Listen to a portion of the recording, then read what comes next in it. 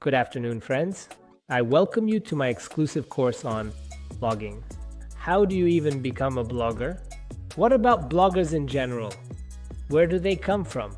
After all, no one knows where to start to achieve success in this.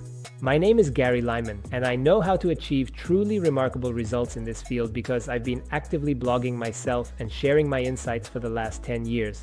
And for the past 5 years, I've been helping various companies successfully transition to the online world and expand their digital presence. A significant number of SEOs whom I have had the pleasure of knowing have now become successful bloggers and content creators, and it's been really great to assist them in growing and expanding their businesses.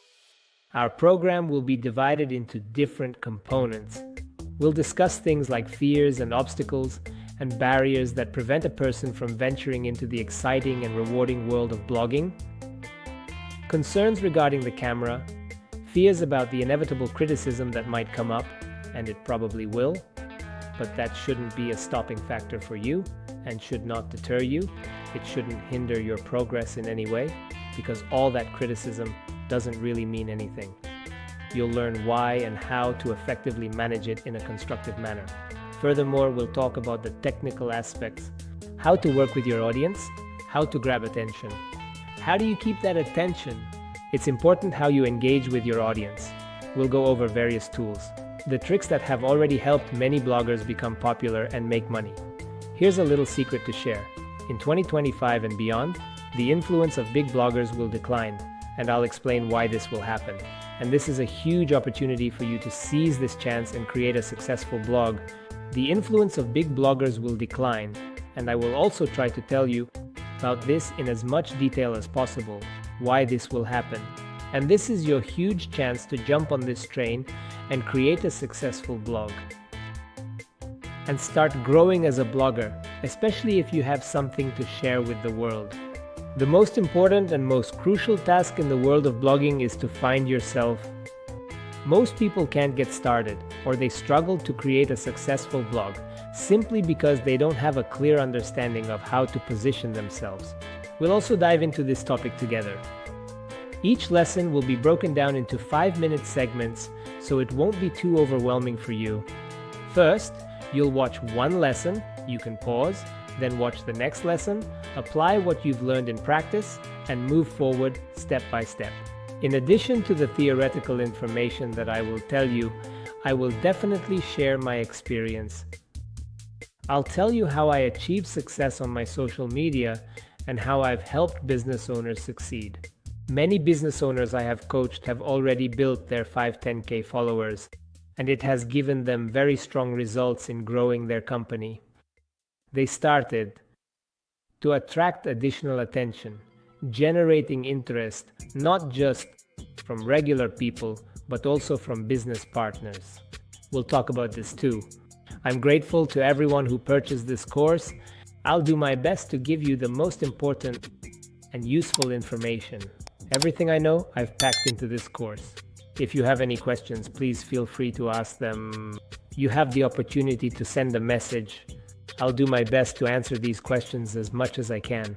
And of course, I will be grateful to everyone who leaves a positive rating for this course, because for us, the authors of training programs and courses, this is extremely important. Every review you make helps us earn money, and I am grateful to everyone who left their 5 stars and helped promote my course.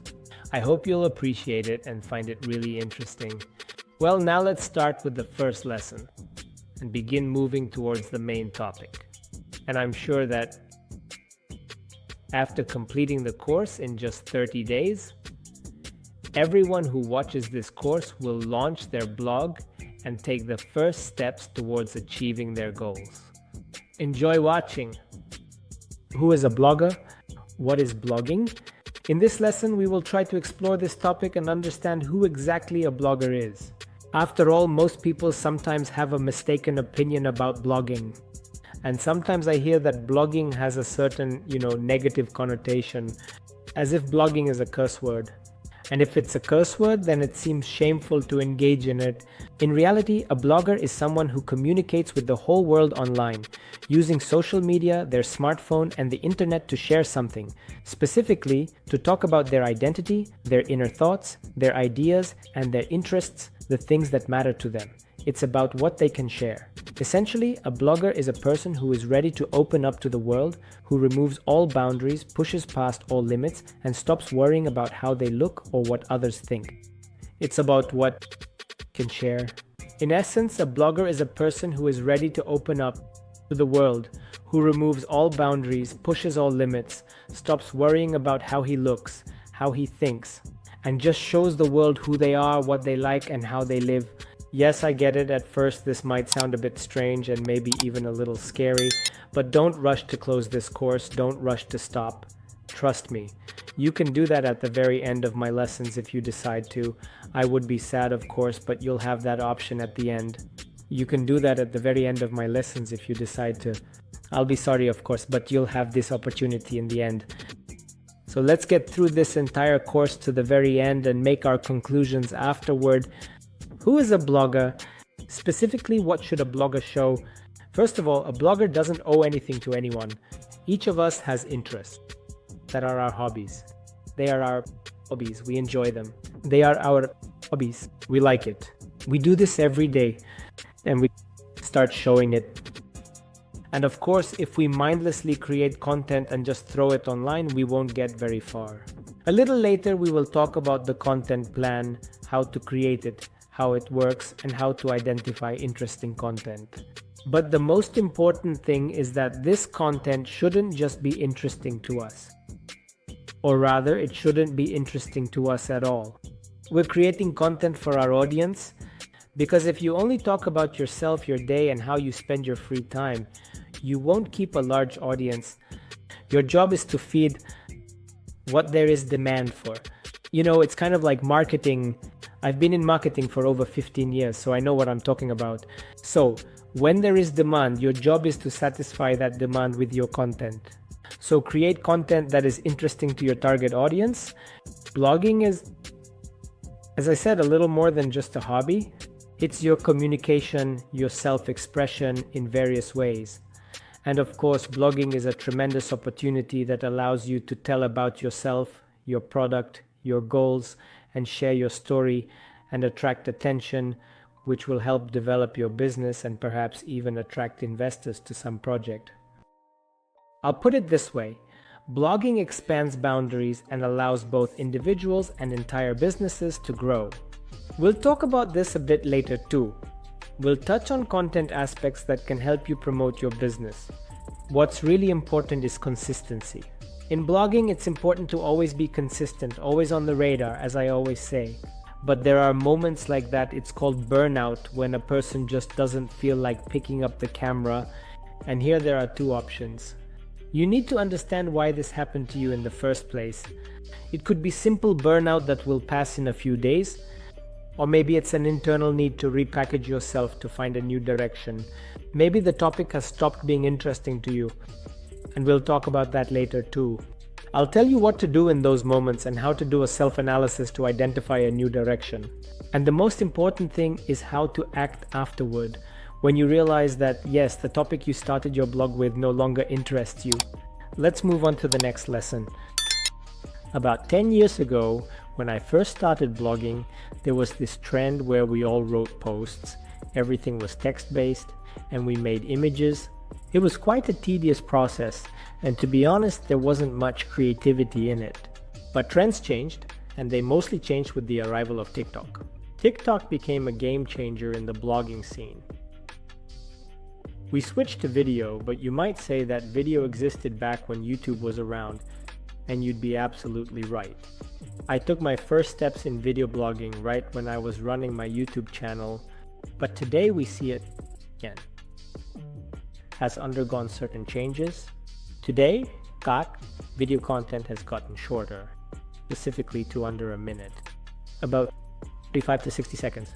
This is the average length of modern content. Time has sped up and people want to consume more and faster. So, the formats have changed as well, and we'll talk about that a bit later.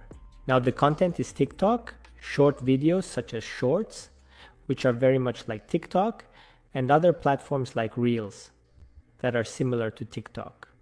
So today we have three main platforms that allow us to grow as bloggers. But is this really blogging? Let's figure it out. If you create blogging content on these platforms, you are more likely to not gain enough audience or followers, such as on social media platforms. The thing is, when we talk about short content and the word content in general, we're referring to a short video clip lasting from 40 to 60 seconds that conveys a specific idea. It could be a tutorial, a lesson, or maybe a sketch, or a quick drawing. We're not talking about blogging here because blogging in the format of, hey, how's it going? Today was this kind of day and I'm doing this and that just won't work on these platforms. That kind of content won't get views. That type of content is more suited for Instagram stories or TikTok stories, but it's not meant for your feed. Today is such and such a day, I'm doing this and that. That won't work on these platforms. That kind of content won't get views. That kind of content is more suitable for Instagram stories or TikTok stories, but definitely not for your feed. So, what do you need to understand? You're building your content in the form of two directions. First, you grab attention, meaning you take something and engage people with maybe entertaining, educational, or even relaxing content. You show them something that helps them unwind, like ASMR. And then you have a choice about where you direct your traffic. You could have a YouTube channel where you share your blog and talk about yourself. On Instagram, where you'll be blogging in stories and sharing about your day, how you spend it. But the primary task today, if we want to attract an audience, is to create content that attracts an audience, and we maintain our blog either on YouTube with full-scale videos, like for example a 10-minute video, or we keep a blog in Instagram stories or TikTok stories. Yes? You can, of course. Just upload a video to TikTok and tell how your day went. No one will judge you for it. But the point is, our goal is to increase our reach and attract as many people as possible to our audience. So you need to follow certain rules. We'll talk about them a bit later. These days, it's not about the quality of the picture, but the idea. I know many people who use basic devices, literally old phones, some minimal lapel mics, and their videos got a huge number of views. Why? Because there was always an idea behind those videos. And we'll talk about this idea in the upcoming lessons as well. Let's break down the different formats of content you can create and how to combine blogging with it and how blogging actually manifests through content. So, in the last lesson, we talked about the types of content, the most trending formats today, and how it's important to bring some value to your videos. Why? In reality, no one will subscribe and you won't be interesting to anyone if you don't have that value. That's exactly why I mentioned in previous lessons that it's important to provide what your audience needs, not what you want or what you think should be interesting to everyone. Of course, there are times when people can inspire others with their content. Not what you want, not what you think should be interesting to everyone. Of course, there are times when people inspire others with their content.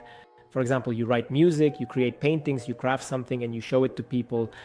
In that case, you do what you love and inspire others. Indeed, that kind of content will gain views and it will be interesting to others, but probably not all of us can sing, paint, or stand out in some way. But some people have hobbies, like if you love sports, start a blog about sports, or if someone loves to travel, those who love to travel can film their journeys. I'll tell you that such videos get a lot of views because living in one country, people can't be in the place where you're filming. And of course, a certain group of people will have a specific interest in that country. So that's also a good option for growing your blog. When we talk about content, it's really important to consider your viewers' interests. Why? Because all modern social networks have algorithms that are designed to maximize watch time. Every platform like TikTok, Instagram, YouTube are interested in keeping your viewers on that platform for as long as possible. So it's really important to write scripts and think through what you're going to shoot. And I'll tell you, the process is truly lengthy. There was a time when you could film anything on TikTok and quickly get a lot of views. And I will say this process is really long. There was a time when you could film anything you wanted on TikTok and get views pretty quickly. At that time, there was very little content on the internet and specifically on these platforms of vertical short videos, and naturally the algorithms tried to push all content authors as much as possible and further. But that time has passed. Now you have to keep track of what you create, analyze what you have done, see what is going in and what is not. And that's the only way to achieve success. Most users on these platforms create content just for the sake of creating. I want to warn you against making videos just for the sake of making videos. Today, what's important here is not the quantity, but the quality. And quality isn't about production value. It's about the idea and the values that your video conveys. So, before you start anything, you should always grab some sheets of paper and start structuring your idea. Well, let's move on to the next lesson, and we'll gradually dive into the topic of blogging so you can become a full-fledged blogger in today's world and understand the difference between bloggers from the last decade and those of now. Why is today the perfect time to start your blog and finally start making money from it? The thing is, today's social media, specifically their algorithms, have given everyone an equal chance, which I can't say was the case with Instagram about 10 years ago. Only million followers bloggers were winning because the algorithms were very primitive. They were focused solely on the reactions of your audience at that time, and naturally, those with a larger audience gained traction faster, but everything has changed. Today, algorithms analyze viewer behavior. If a viewer watches your video for a longer time, then your video takes off, gets more views, and as a result, you gain popularity. So your chances are higher now than ever. And the only thing that will hold you back at the beginning are the certain limits you're in, fears and worries. But trust me, by the time you finish this course, those fears will be a thing of the past. The second thing I want to point out is that today, to start your blog, you don't need anything. You literally just need a phone and a little microphone for $6 if you can't afford something more expensive and higher quality. Although I'll tell you that a $6 lapel mic can give you just as good sound, sometimes even better than wireless DJI mics. So you'll need a phone, a microphone, and some kind of stand to hold the phone. Your total budget for your equipment is at most $40 if you already have a phone. So the most important thing to remember, and I always say this, is that wiping the lens improves the picture quality. And even with the worst phone, you can achieve good results.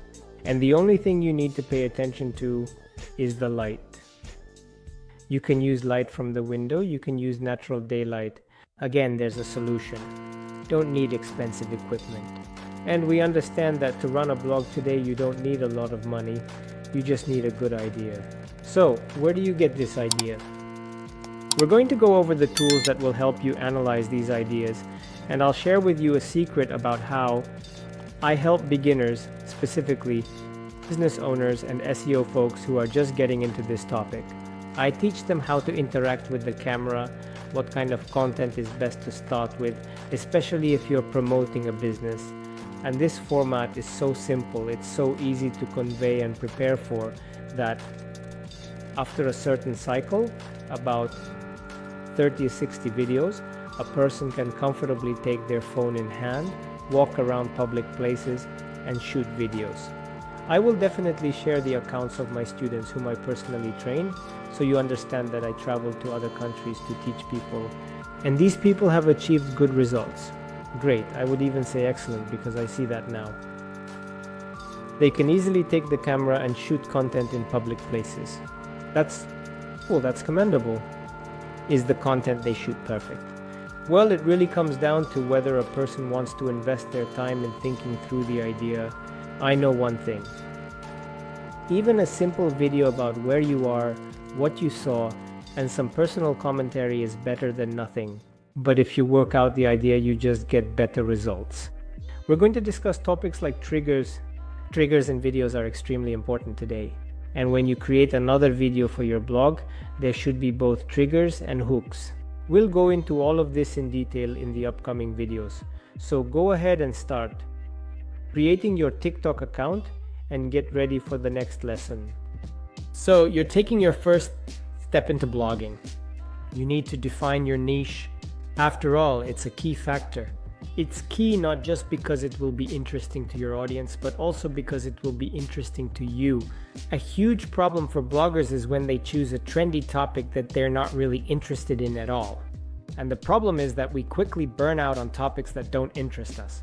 We lose interest in working on our blog because the topic itself isn't ours. So it's really important to align your interests with those of your audience. We are no longer interested in our blog because the topic itself is not ours. So, a very important factor here is to align your interests with those of your audience. It could be a skill or a talent, such as a hobby, an ability, or even a knack for something that you've developed and use on a daily basis. As I mentioned earlier, you can draw, sing, craft, invent something, and you realize that there's interest in this topic from your audience. So, that's not a bad option. That's not a bad option. Especially if you can find a trending topic that's related to your interests and your audience's interests. For instance, you could explore various platforms to identify what topics are currently gaining traction. If this topic also becomes trendy, then your reach will increase many times over. Engaging with these topics can help you connect more deeply with your audience. What tools can we use to identify a trending topic? There are different strategies here. We can see something on social media. For example, we start scrolling through our feed and we realize that this topic is being talked about from every corner right now. So we understand that there's some kind of trend. We can even thoroughly examine it using techniques from digital marketers, such as Google Trends. There's a useful tool called Google Trends. This tool helps you uncover which words and phrases are most frequently searched for on the internet in Google. So if people are frequently turning to this topic, it means that it's in demand, and analyze. Everyone is looking for this topic. Well, if people are definitely searching for it on Google, then they'll most likely be looking for it on social media too. And if your video and your blog are certainly dedicated to this topic, you'll organically attract a huge audience to your blog. There are also tools like Social Blade or YouTube Analytics. You can always check what people are posting, what they're talking about on YouTube, and which videos are getting the most views.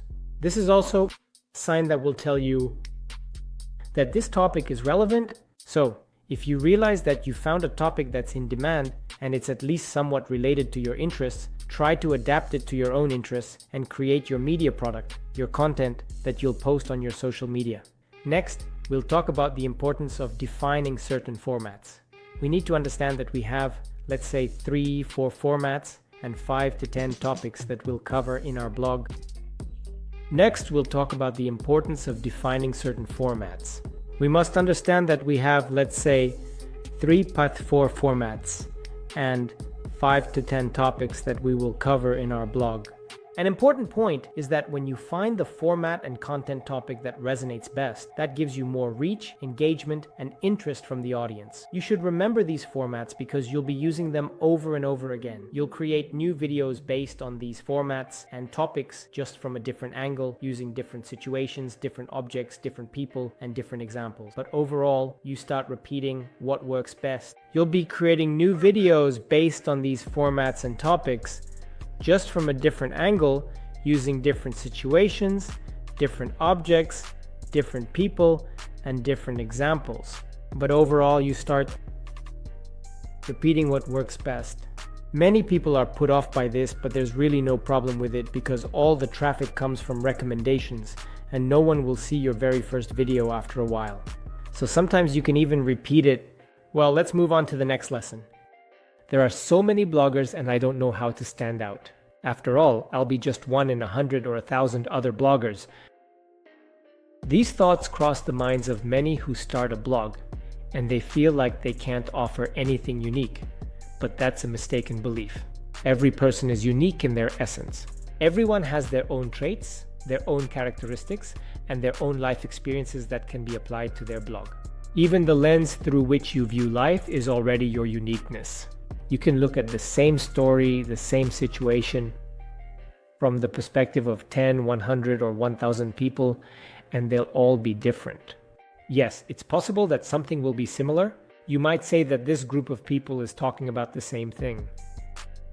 But if you take a closer look and ask guiding questions, you'll see how their opinions will start to differ. As an experienced marketer, I can tell you that it's important to have a unique selling proposition, or USP. What is a USP in marketing? Basically, it's what highlights the value of the product. Imagine that your blog and you are a product, a media product, and how can you highlight your value? The value of your blog? And it usually appears like this. Subscribe to me if you definitely want to learn how to create a blog with 1 million views. Or absolutely subscribe to me if you indeed want to learn how to create a very successful blog. And there can be a ton of options. The only question is whether this USP resonates with your audience. So what you say should actually be an answer to the question that your viewer is looking for. An example, people who are struggling with excess weight want to lose weight, want to shed 10-20 kilograms, and you have a fitness blog where you share specific programs, techniques, nutrition tips, and so on. And in the end, you have a call to action. Don't forget to subscribe if you want to get in shape by this summer. Yes, that sounds really resonant. So people usually don't think much about getting in shape during the winter, but in spring and closer to summer, some people really start to get into sports, especially right at the beginning of summer. So we attract the target audience that has that kind of lifestyle. In winter, we don't care. We wear a lot of clothes, so it's not visible. And by summer, we need to get ourselves in shape. So this USP will work, and every blog should have a USP. If you have a cooking blog, for example, subscribe if you want to learn how to cook deliciously. You're welcome. These are simple examples. I advise you to sit down, think, create 10-15 different USPs, and choose the one that fits your target audience the best. It's also important to find your uniqueness, your special touch, your distinctive feature. I will talk about this more than once, and I'm already talking about it. This uniqueness is something you already have. It's built into your nature, into your personality. But it's important that this uniqueness is reflected in your content.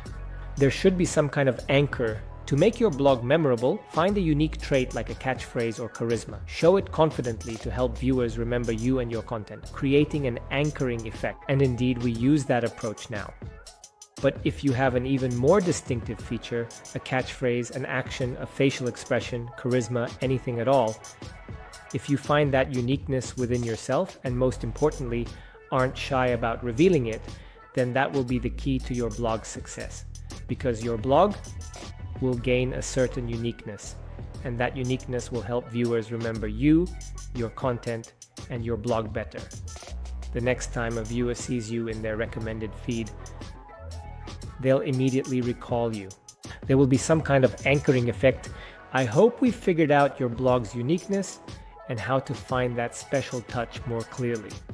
Well, now let's move on.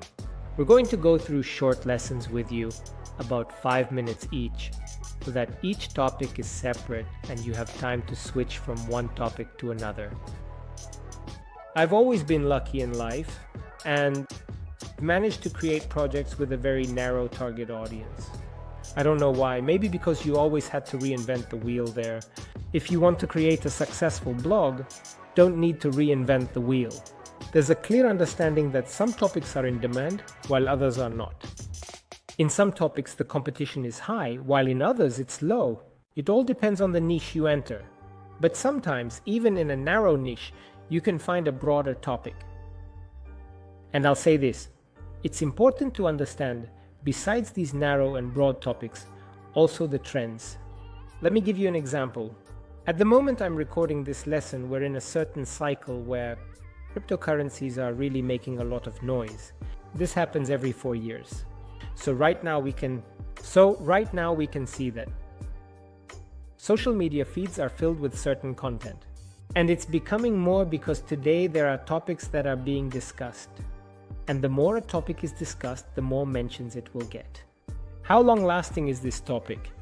Well, from my personal experience, I can say that it all goes in waves.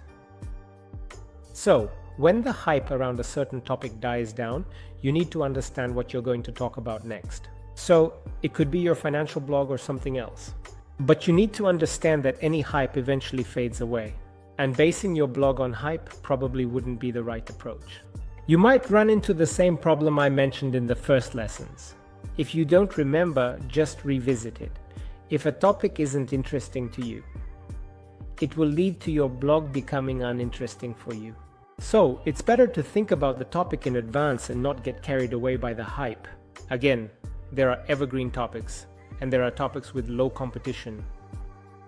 You need to understand that where there's low competition, there's also a small audience. You can't grow large multi-million audiences there. Usually these are some specific topics. Let's try to come up with some examples. Let's put it this way. Investing in diamonds. I have this client whom I helped grow into a blogger, and he promotes his business through content. The topic is narrow. Why? Well, because there are actually not many people with money, and even fewer of them are on social media. Selling private jets, yeah, that's also a narrow topic. You can try to build an audience there, but the content you cover in your topic needs to be understandable to a wide audience. That is, if you just talk about, for example, some technical things, then you will capture the techno-ray. If you talk about your luxurious life, how great you're living, then most likely you'll attract people who also want to live like that. Well, and partly haters who will hate you. And if, for example, we take a simple example, we have a blog about hockey, who will be the target audience? Well, those who love hockey. For example, I wouldn't subscribe to that blog because I'm not a hockey fan. And at the same time, I'm a fan of racing, but someone who loves hockey won't subscribe to an account dedicated to racing. This is the foundation that needs to be understood.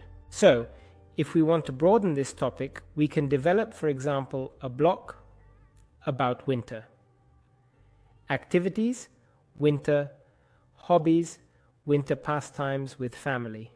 And here we have ice skating, hockey, sledding, skiing, building a snowman, having snowball fights, and so on. Everything related to winter activities. I hope this example showed you how you can expand a small topic to get more reach. But the one thing you need to understand is why you're creating the blog. If your goal, for example, is to promote ice skating or hockey or attract manufacturers related to that theme, then of course it doesn't make sense to broaden your focus. These are the factors that need to be taken into account. Otherwise, of course, the marketers in those companies will analyze your target audience and realize that if half of your content is about playing in the snow or building snowmen and having fun in the snow, then it's unlikely we'll find an audience that's into competitive figure skating. These are the marketing things that you definitely need to know. And of course, there are certain evergreen topics that are always in demand. It's sports, it's nutrition, it's entertainment, it's humor, and so on. Well, let's move on to the next lesson.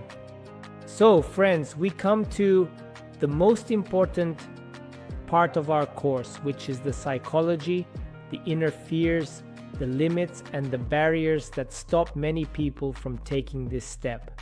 It's some kind of made-up problem that exists only in our heads. We think that someone will think something, someone will look at us a certain way, someone will judge us. And that's the main problem that prevents people from achieving success in life and in blogging. Why did I say in life first? Because when we develop our blog, it opens up many opportunities for us in our lives, in our personal growth, in development, in creating new connections, networking, developing business projects, finding the right people. You can't even imagine how many advantages you gain when you have a blog compared to those people or entrepreneurs who don't have one. There's a huge gap between two different people, but let's go through the points. The first is the fear of starting, panic. Oh my God, what should I do? What's the first step? What's the first action? Should I take the phone like this or take it like that? What am I going to say? Yeah, nobody cares about me. And a huge number of different questions start popping up in our heads. They start spinning like a tornado, like a whirlwind. And in the end, it all turns into a mess. We don't know where to start. We have a ton of problems, a ton of fears, and we just stay stuck in the same place. Maybe a person in that state will pick up a camera, film themselves, and there's a 90% chance their reaction will be, "I don't like what I see." There will be self-discontent, there will be self-rejection, and naturally many complexes and issues ingrained by society will start to surface. And how do we deal with them? When I was teaching my students in another digital marketing course, I had a separate section on how to stop being afraid of the camera and where to even start. And here we are in this lesson, which will be divided into 4 parts. We'll go through all the points, all the key and important moments that you need to take into account. First of all, you need to understand the basics. The basics are criticism. Usually, criticism stops people from taking the first step and starting to create content. Filming is only half the battle. You also have to post it, right? And this second step to post it is the fear of criticism. I always tell everyone one important thought that I want you to highlight and remember. Criticism, hate, and everything people say about you on social media has nothing to do with you. Let's break down this thesis. What is hate? Let's make this idea even clearer. What does it mean when a person yells at another person, or a person who insults another person? Who do you think has the problem? In the person who was called stupid, or in the person who called someone else that? And if you know the basics of psychology, a person usually says what they don't like about themselves. So any hate directed at you is a reflection of the person who wrote it. So I start all my training sessions and lessons on how to become a blogger from this point. You dismiss the problem of hate because you understand what hate is. Once you understand what hate is, you no longer pay attention to it. Let's move on to the next lesson and dive even deeper into this topic. So let's continue. We've discussed what hate is. I hope that now you won't be held back by the thought that someone might leave you a negative comment, and you'll just take it with humor and wish all the best to the person who said something, well, not so nice. The second thing is the fear of the camera. This is something you really need to work on. And the good news is that you can definitely work on it all by yourself. It's absolutely not really a big deal at all. It's just a matter of habit. You know, getting up at 5 a.m. may seem uncomfortable, but when you get up at 5 a.m. for a month, it becomes routine, and when you do it for 6 months, it becomes your identity.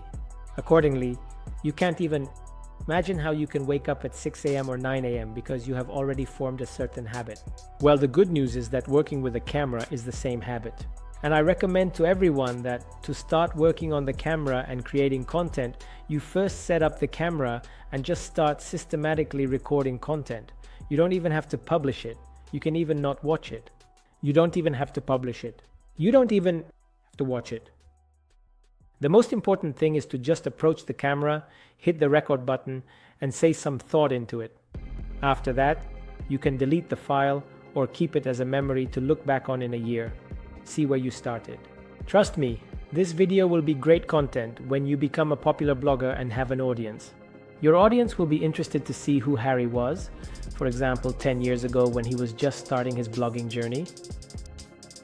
So, after doing this exercise for a week or two, you'll start to feel more confident. This will be the first step because next you'll have to start filming in public places. And this really becomes the second step, and it's quite a challenging one, to be honest. Different people can have different issues when it comes to filming in public places. For example, some people are afraid of what others will think of them, but that probably relates a bit to the first point we discussed, for other people. And I'm one of them. It's the focus that gets thrown off.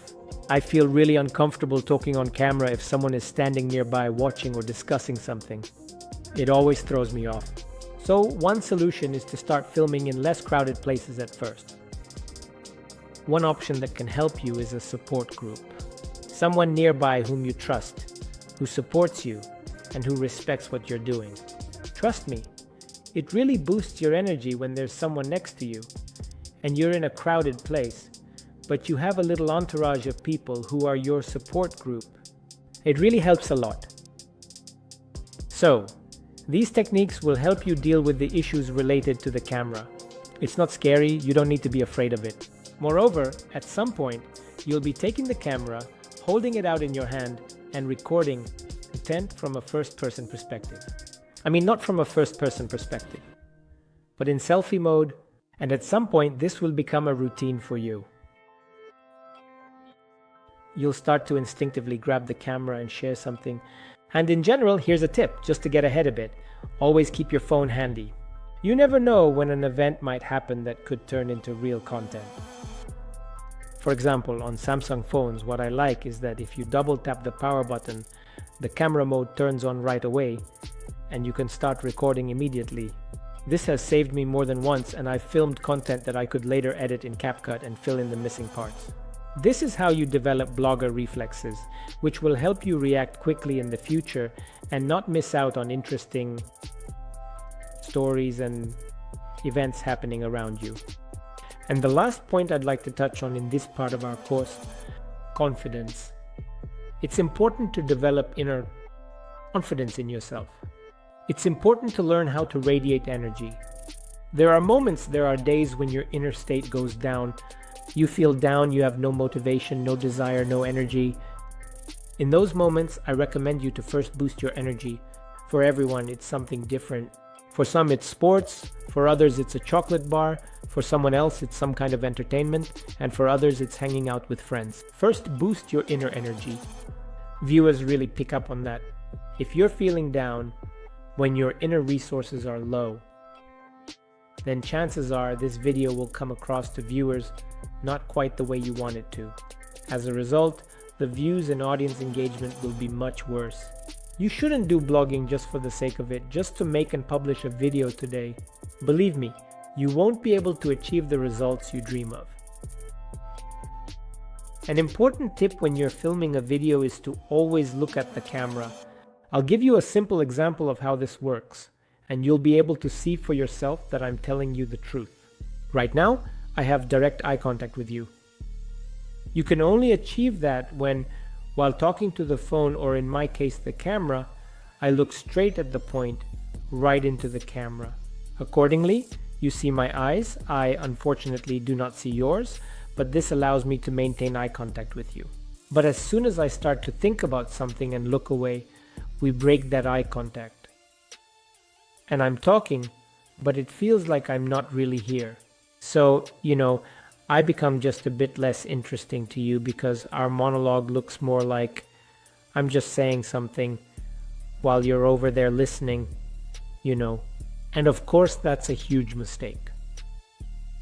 Always maintain eye contact. Always keep that energetic bridge, because looking into each other's eyes is the most powerful tool for holding attention. As soon as you break that eye contact, you can lose the viewer. So let's summarize confidence.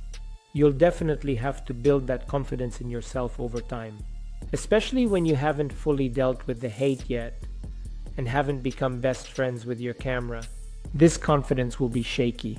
But believe me, there's a little secret here, and you know it, and surprisingly it's simple. You just need to repeat the same action 100 times. You'll shoot 100 videos, and by the first video, you'll already feel like a fish in water.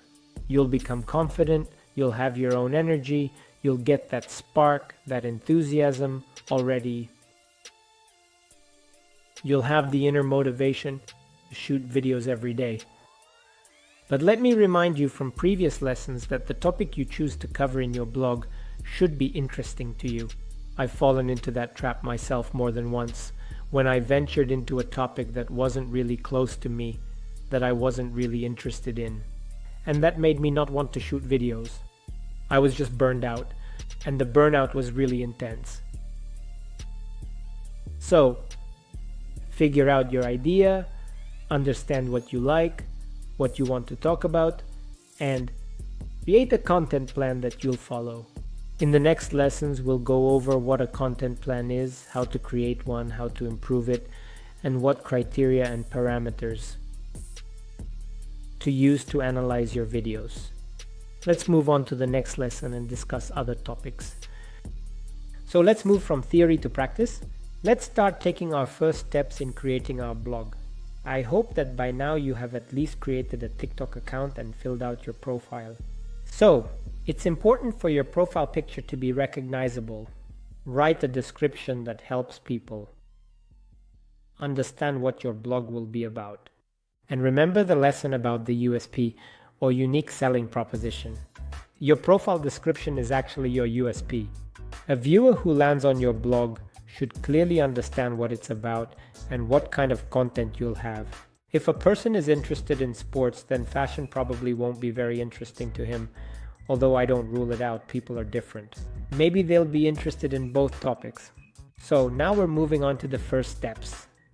Nobody was born a blogger. Everyone becomes a blogger through these steps that we will take together. So, every person has absolutely equal chances to succeed in this, and for some reason, I'm confident that your chances are just as good. So, the first step is to think about the idea for your blog. We talked about this earlier. Let's now take a piece of paper and write down what we like. What are we ready to talk about 24/7? What expertise, knowledge, and experience we have that we want to share. Take all these factors into account and try to write down 4 or 5 potential topics for your blog. Once you've decided on a theme, the next step is to figure out what format your content will take. The format can be sketches, video sketches, it could be humor, it could be educational content, or just a demonstration set to music. There can be various trends adapted to your theme. There are a lot of different formats you can choose from. You need to pay maximum attention to this stage, because this is the very important preparatory work you'll be starting with. Once you've carefully figured out these points, take a piece of paper next to you and write down topics. 10 to 15 topics, and more if needed. You take the blog topic, and under that blog theme, you start writing down specific topics. By topics, I mean if we're talking about sports, the main theme of our blog. So we take and write down the topics: nutrition, workouts, outdoor training, home workouts, workouts for moms on maternity leave, and so on. Write it all down and jot them down in detail. Understand and thoroughly understand that you have a multitude of ideas and various topics that you could potentially cover in the overarching theme of your blog. When you see the number of topics, you will understand that yes, this is the block I want to run. And yes, I have a lot to say about it. So, that's already a good start, and I congratulate you on reaching that point. Now, let's try to write a script for the first video. A little later, we will have a clear structure with you, which we will analyze what the ideal video looks like and why it should look like this in order to gain the maximum number of coverages. Right now, I'm just going to ask you to grab your camera, set it up on a tripod or somewhere by a window, and position it in front of a light source. By the way, here's a life hack.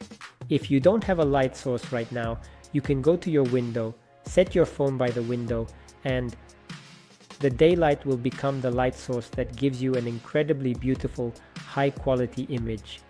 And let's see what we've got. Be sure to save all these sample videos because they will later turn into very good content for your blog. This is a memory. First steps in your journey as a blogger. In the next lesson, we'll go over the main aspects of blogging and dive deeper into this topic. I hope you've already filmed your first video and that your confidence in front of the camera is starting to grow. If not, then I hope that at least it has begun to emerge and that we will see it soon. If you're still feeling unsure, then pause this lesson, grab your phone, and try talking into it about how your day went. Share a thought or an idea with the world, then watch it back. Share a thought or an idea with the world, and then watch it back. If there's still something you don't like, delete it and try again. I guarantee that by the 5th to 10th time, you'll start looking at yourself from a completely different angle. You'll start to notice a budding potential within yourself, and a sense of professionalism will gradually emerge, making you feel more confident.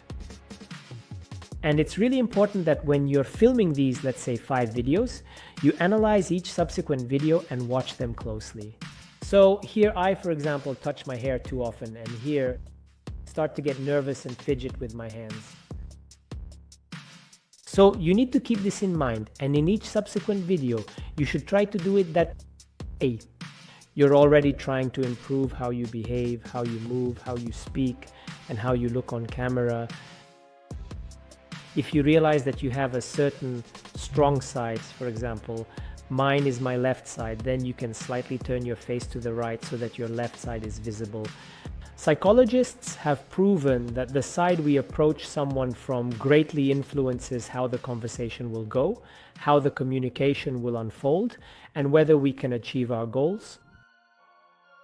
The point is that our strong side gives us a certain confidence. So you need to use it when you're filming your vlog.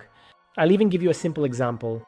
I often instinctively grab my phone with my right hand and film myself like that, even though that's not my strong side. But when I film consciously, I take the phone in my other hand and start filming from that side. So what do I get in the end? I gain confidence because I see an image that I like more. And that's exactly what the viewers pick up on when they watch your video, your vlog. They see your confidence, they feel it, they read it on an energetic level, and it really works powerfully. They see your confidence, they feel it, they pick up on it on an energetic level, and it really works powerfully. So in the next few weeks after you finish this course, you'll have a lot of work ahead of you. I would even say about 30 days, let's put it that way. Let's take a month because every day might not always work out, although I strongly recommend doing it every day. Grab the camera and start filming. This will require some investment from you, mainly in terms of time. You'll need to invest your time to develop a new skill. But I think it's no secret that to become a professional in anything, we need to spend 10,000 hours. Nothing comes easy.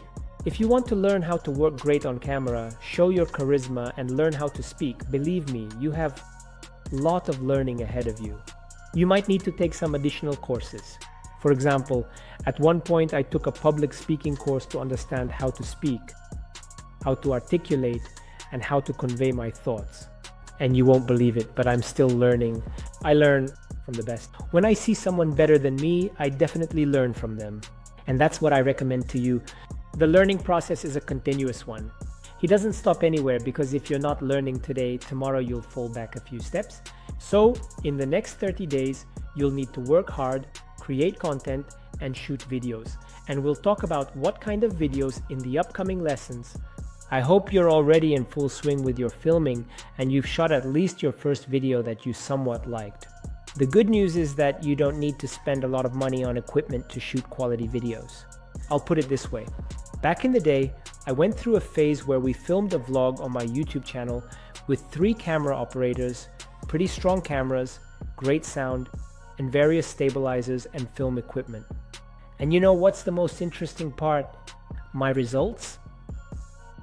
The results I started getting on TikTok with videos shot on a smartphone turned out to be better than those from the super professional equipment I used for YouTube. You'll probably need professional equipment at the stage when you've grown and want to do something even cooler. Then of course you'll buy professional cameras, you'll have a team, and your blog will reach a whole new level of production. But for now, your best friends will be your smartphone, a front light, and a lapel mic. Then of course you will buy yourself professional cameras, you will have a team, and your blog will already reach a different level of production. For now, your best friends will be your smartphone, a front light, and a lapel mic. It wouldn't hurt if you bought a simple RGB light and set it up in the background like shown in this picture. All those dazzling and mesmerizing cyberpunk-style neon lights give the content a unique and captivating flair. Trust me, this vibrant and eye-catching color scheme will make your vlog significantly more interesting, more picturesque, and more vibrant than ever before. At the same time, it won't cost you a single penny, making it an incredibly cost-effective choice. So, what's your budget for your vlog and your equipment? You can easily get by with $100 to buy a basic set of tools you'll need. But even then, I mentioned at the beginning of our course that you can basically buy a lapel mic for $6. And a stabilizer for $10, meaning a stand for your smartphone, and you already have a phone, so you can improvise some kind of light. The most important thing is to have a light source directed at your face, because the smartphones we use only capture a good image when there's a light source. And you have a phone, so you can improvise some kind of light. The most important thing is to have a light source directed at your face, because the smartphones we use only capture a good image when there's a light source. This is purely a technical issue that we need to consider, and of course, one thing that everyone forgets to do is to wipe the lens. A wiped lens can improve the image quality by at least 2 times. If you don't believe me, take your greasy finger and poke the lens like this, then shoot a video. And then take a microfiber cloth, wipe the lens, and shoot a second video. You'll see the difference. Then take a microfiber cloth, wipe the lens, and shoot a second video. And you'll see the difference. The difference will be huge, of course. And these simple techniques will help you make your videos even better. And quality is the key to your blog's success and longer view times, because viewers are spoiled by good visuals, trust me. Don't believe me? Imagine yourself in a movie. And imagine you're watching a movie from 10 or 15 years ago. You'll see graphics that you've already gotten used to. You won't really appreciate those graphics unless it's just for fun. You will see graphics that you have already become unaccustomed to. You won't really perceive that graphics unless it's just for fun. And that's the very factor that affects our perception. So we're no longer surprised by the games we played on PlayStation 1 back in the distant 80s. We're no longer surprised by that, because what's more, we'll watch and wonder how we could have played those games. But the thing is, a person's perception of content changes. So, you should keep the image at a certain level. Take and put some decorative element in the background. Set up some soft lighting. Create volume, create depth in the place where you're shooting. But trust me, that's not the main thing. At the forefront, there will always be the idea. If your idea is solid, if your idea grabs attention, then you'll definitely get your views, and the audience will 100% notice you. No interior design, no lighting can ever replace a good quality idea. So we've started creating content and we've already accumulated quite a bit. Can you post the content just as it is in its raw form, like you filmed it and just uploaded it? It is possible, but during editing, namely during the work with editing your video, we have the opportunity to remove unnecessary information, necessary pieces. For those who are not familiar with editing, I will try to explain to you in basic terms what it is. There's this program called CapCut, and we won't be looking at others because it's the perfect app for working with content, allowing you to literally achieve incredible results right on your smartphone. I've edited full YouTube vlogs that are 10-15 minutes long on my smartphone and got amazing results for working with content, allowing you to literally achieve incredible results right on your smartphone.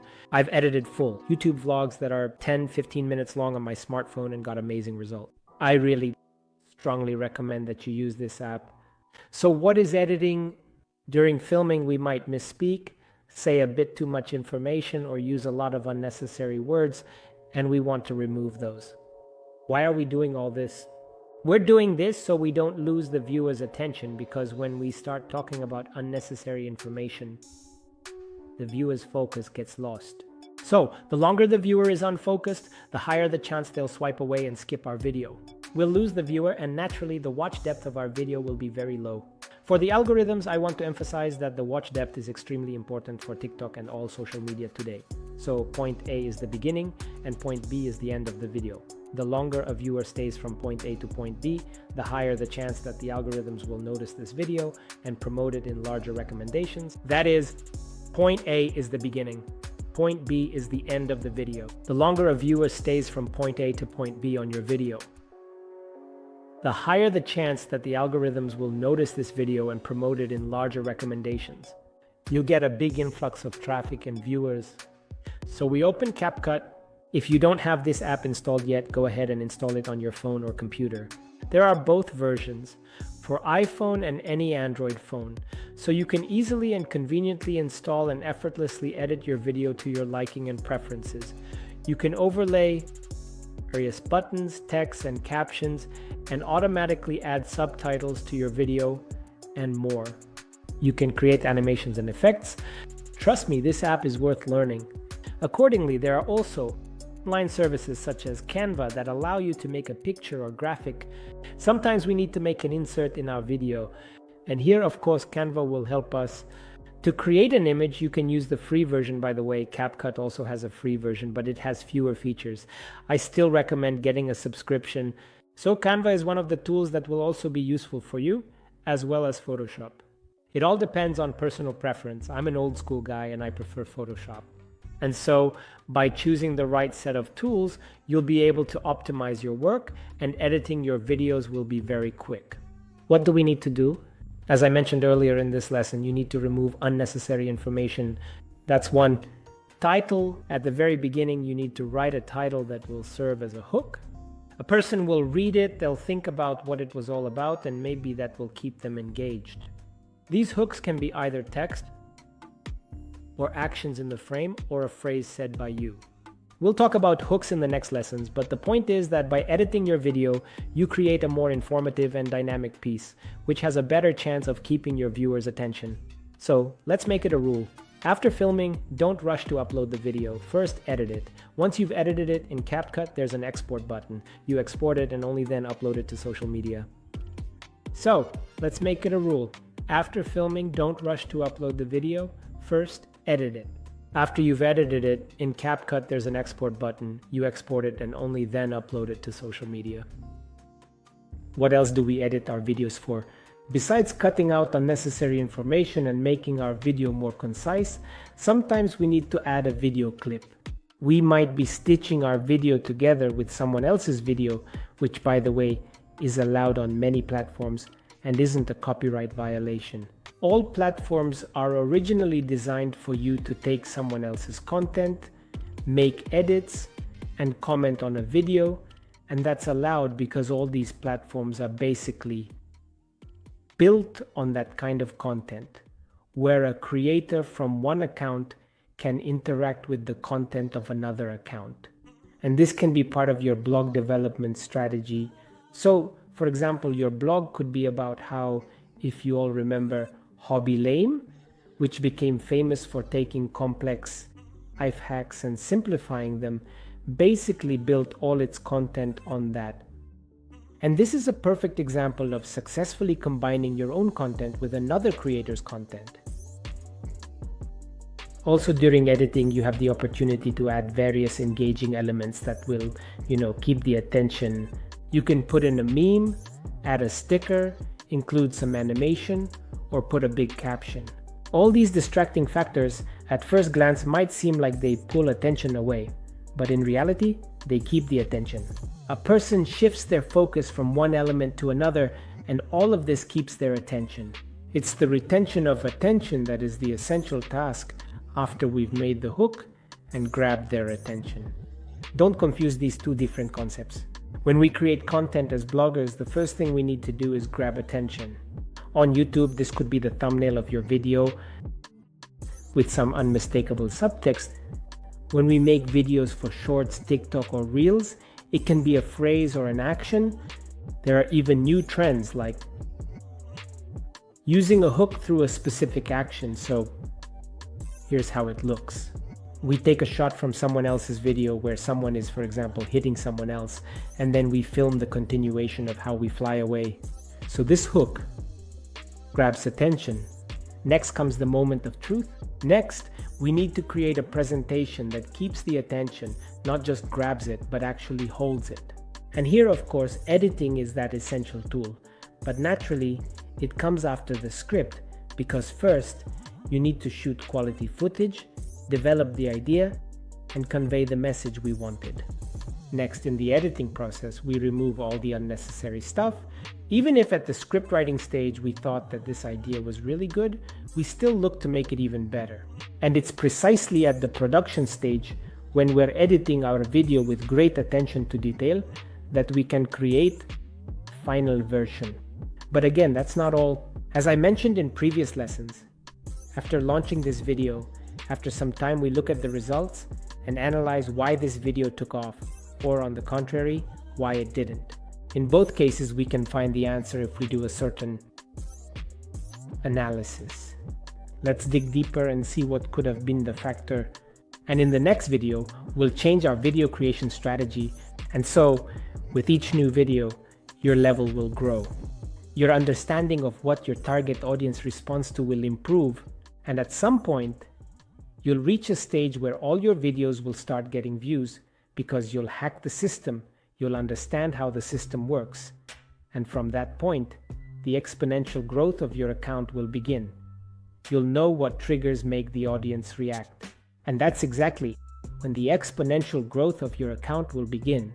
You'll understand what triggers make the audience react, what triggers and topics make the audience share videos, and what people pay the most attention to. Well, let's move on to the next lesson. Which platform should you choose and how do you even work on it? You're absolutely right. Different platforms have different algorithms and they work a bit differently. Even though YouTube has Shorts, Shorts has both a recommendation feed and your videos can show up in search results based on keywords. I would recommend paying attention to SEO on YouTube, meaning you need to understand that your content will be found through search queries. YouTube is somewhat similar to Google, where people search for something and find it. Of course, YouTube has a recommendations feed that is built based on what you've watched and your interests, but it doesn't work as effectively as it does on TikTok because the principle of the recommendation feed on TikTok is constant scrolling.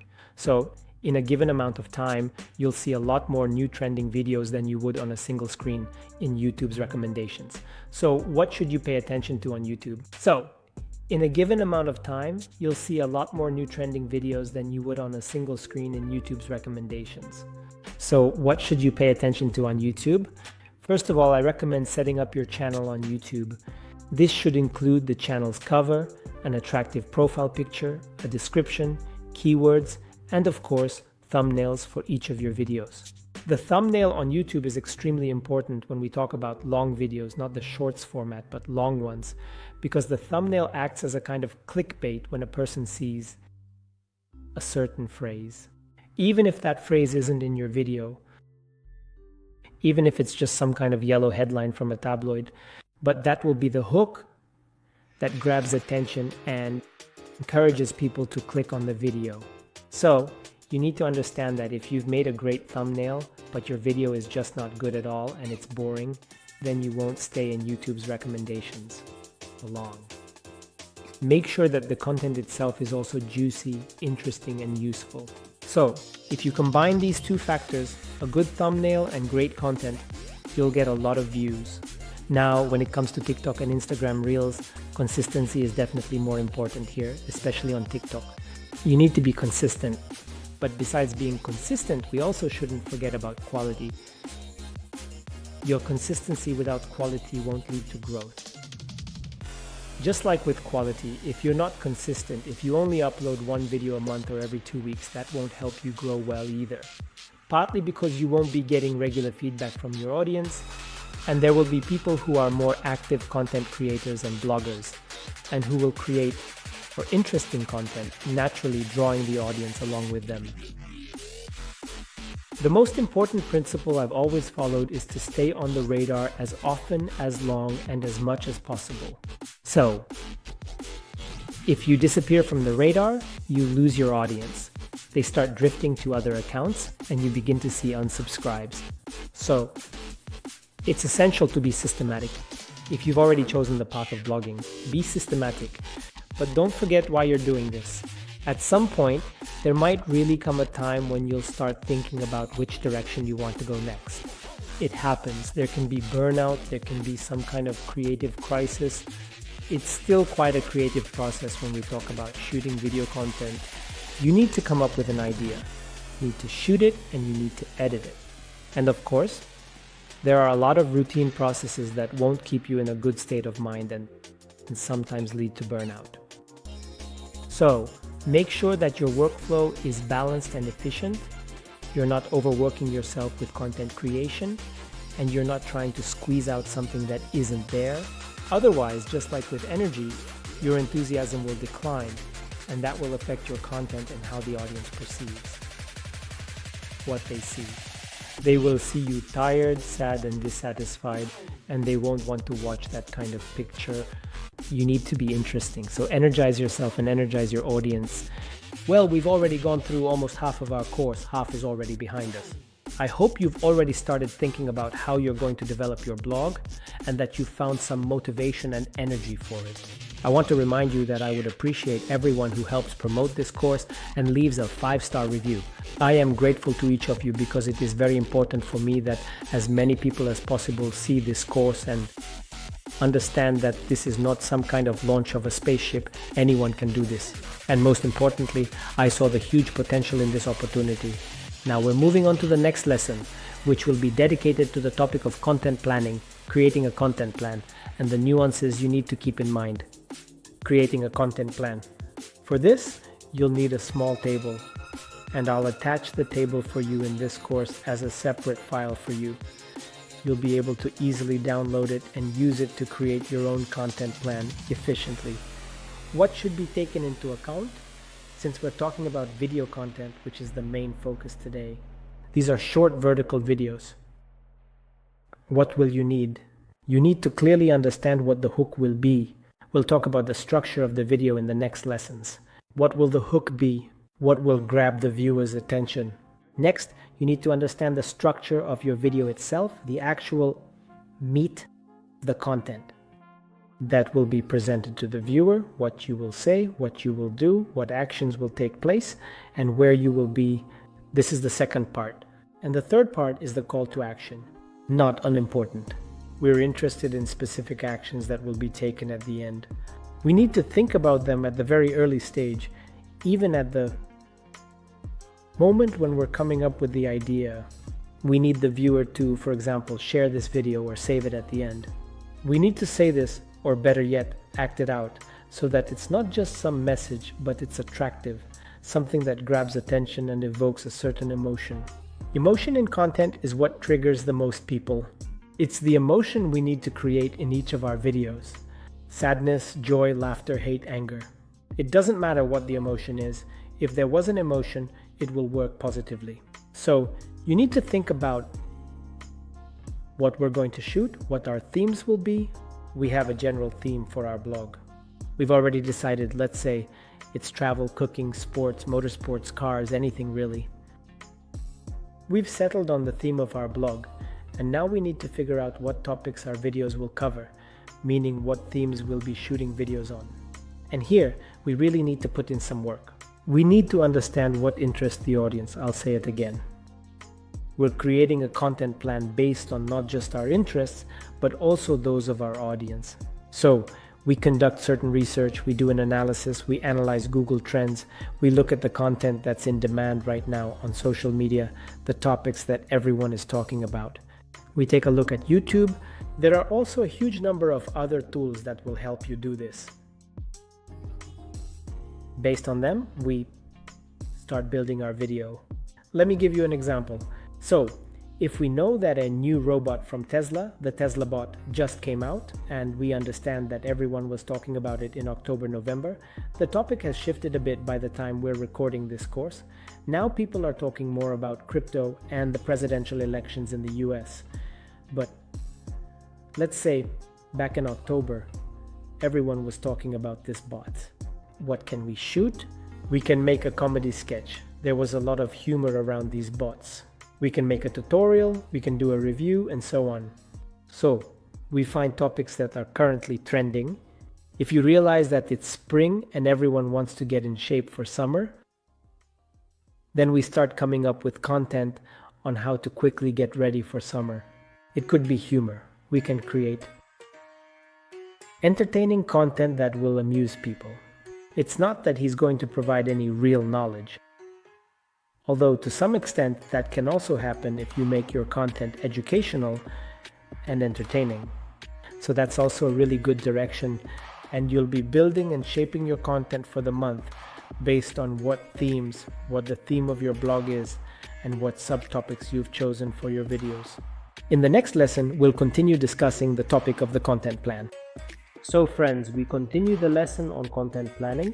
We've already figured out how to develop the core idea of your blog and how to find the most in-demand and interesting topics for your target audience.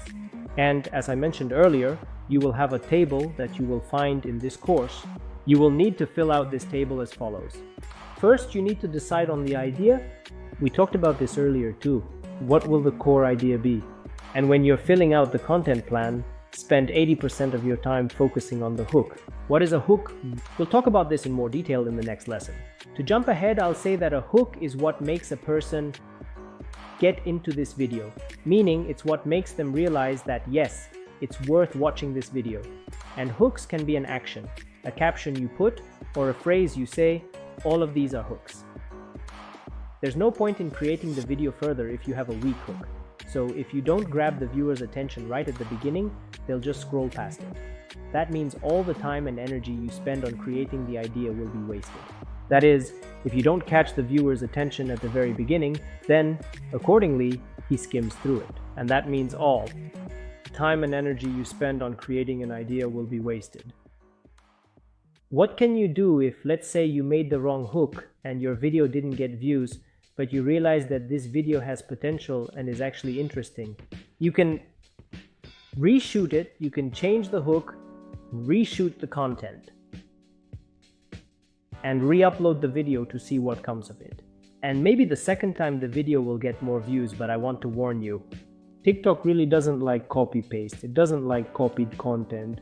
So if you already have the idea, you'll need to reshoot some clips, mainly the hook, and maybe the core part of your video as well, meaning the content part will also need to be adjusted. That's what you need to pay attention to. Now, about the number of videos. How many videos do you need to shoot in a week and in a month? If you start by making 3-4 videos a week, that's already pretty good. At first, I recommend focusing on quality rather than quantity, because if you just go for quantity, you can spam the algorithms, and at some point they'll just stop showing your videos. I have people in my experience who started off well with their vlogs, but then they switched to just spamming. What am I doing? So I'm just filming everything, like I'm doing this, I'm here. And of course that won't be interesting. Earlier we talked about how today, if you want to grow as a blogger, I wouldn't even call it just blogging. I would call it being a content creator, an influencer, a thought leader in one area or another. So you could talk about what you do, but maybe in stories or in a fitting YouTube vlog, some practice vlogs on TikTok, but your daily vlog needs structure, which we'll cover soon. You must grab and keep attention and call to action. I know that some people practice creating vlogs on TikTok, but you need to understand that even your vlog about how you spend your day should have a certain structure, which we'll talk about in the upcoming lessons. So you definitely need to grab attention, keep the attention, and make a call to action. In this video, you might talk about your day, but it needs to be done with the right structure. And then, of course, you grow your blog even on TikTok and in Reels. To start, if you're going to make 3 videos a week, I also recommend doing stories that you can post on both TikTok and Instagram. Stories are always a great additional tool that helps warm up your audience and slightly improve communication. Let's say, to be a bit closer to your target audience, it doesn't require a big time investment from you. Just say what happened, give some additional information. And now we've come to a topic that's really important, the structure of your video. In the last lesson, we discussed that no matter what kind of video you're making, or what format you choose, the structure is always the same. And it's this structure that affects how deeply your video will be watched, what the watch depth will be for your next video. And here at the first stage, as we've always said, you need to think about the hook. And it's the structure that affects how deeply your video will be watched, what the watch depth will be for your next video. And here at the first stage, as we've always said, you need to think about the hook that will catch your future viewer and hopefully subscriber. And here, at the first stage, as we've always said, you need to think about the hook that will catch your future viewer and hopefully subscriber. What is a hook? We discussed that a hook can be some kind of action that happens and grabs attention. It can be an action that breaks certain thought patterns. It could be an action, for example, where someone hits someone else and you film a continuation as if you were the one who got hit, and you bounce back and start saying something. So that's the hook, related to some kind of transition, meaning from one shot to another, and here it all depends on your imagination. There can also be hooks in the form of phrases. So you can say a phrase that can be understood in different ways, or a phrase that is your unique selling proposition, USP. We discussed what a USP is in the previous lessons. A USP that solves the problem. of your target audience. So let's give an example. If I say that until I was 30, I didn't know how to properly peel apples, and that was a revelation for me. That kind of phrase will capture the attention of those who eat apples regularly, and the fact that I didn't know this until I was 30, that's very significant. This phrase in particular helps a person understand how long it took you to learn this secret. And of course, people don't want to waste just their time, so they'll watch your video to understand the topic. And here, as I mentioned, at this first stage, the hook can be various mechanisms that you will use. It's like content formats. Hooks have their own formats, and you can develop the most effective hook that you'll use for each of your videos going forward. Experiment. Try out different options. See what works best in your case, what resonates better with your target audience, because for some, a hook in the form of text works better in a certain niche, while for others, a spoken phrase or an observed action will be much more effective for viewers. So everything here is very individual, and when we talk about video content, there's a lot of experimentation involved. You have to try things out, you have to experiment, and you need to find what works for you. Over time, by creating one video, then another, a third, a 10th, a 100th, you'll discover your format, your uniqueness, and even your identity in your video content. You have to try, you have to experiment, you have to find what works specifically for you. So, over time, having created one video, the second, the third, the 10th, the 100th, you will find your format, your uniqueness, your identity, even in your video content. That will help you get more views and, as a result, help you grow your blog. I'm going to call it a blog, but what I mean by that is your account, where you create content and in doing so, attract an audience to yourself. It's commonly believed that a blog is when we talk about ourselves and what's happening in our lives. So of course, don't always want to call it blogging.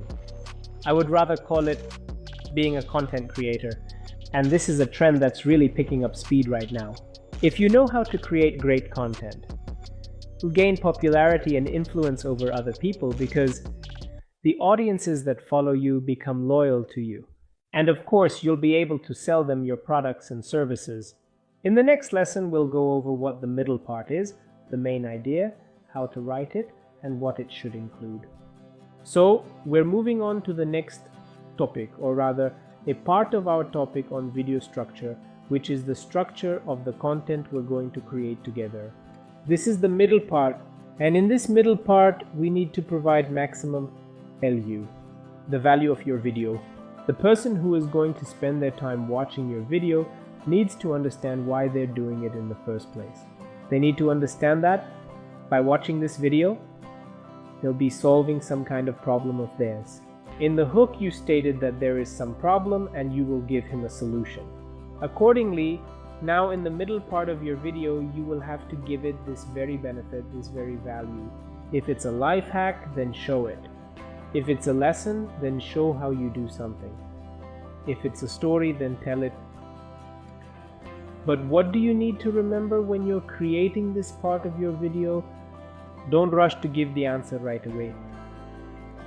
Because if you do that, the person will hear the answer and think, oh, I already know this, and they'll skip your video, which will really hurt your viewing depth.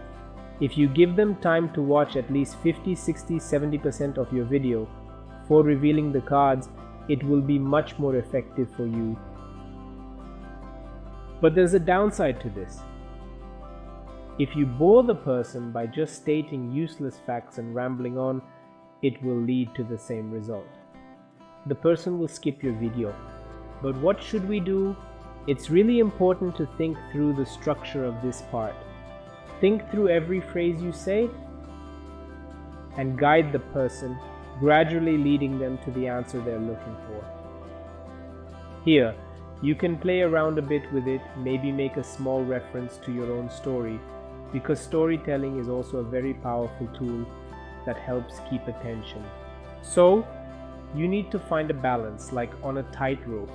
So, you're walking on a tightrope, where point A is the beginning of this part and point B is the end.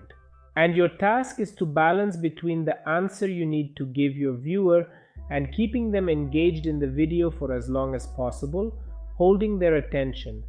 and you balance like that. In this way, you grasp firmly that point, you kind of distance it, and at just the right moment, you reveal the cards. And give a specific answer to the question you mentioned at the very beginning. And this way, you get the most effective video with an effective viewing depth. And this part needs to be detailed as much as possible in the content plan we talked about in previous lessons. What's going to happen? What are you going to say? What scene? What outfit? What clothes? What people should be involved? All these details need to be carefully worked out. And at the stage of creating the content plan, the better you work through this part, the better the result you'll get. And now the last concluding part, it's the call to action. We need to clearly understand what we want from the client, from the viewer. If we want him to share the video, then we ask him to share it. But not just share the video, but to create a specific motivation.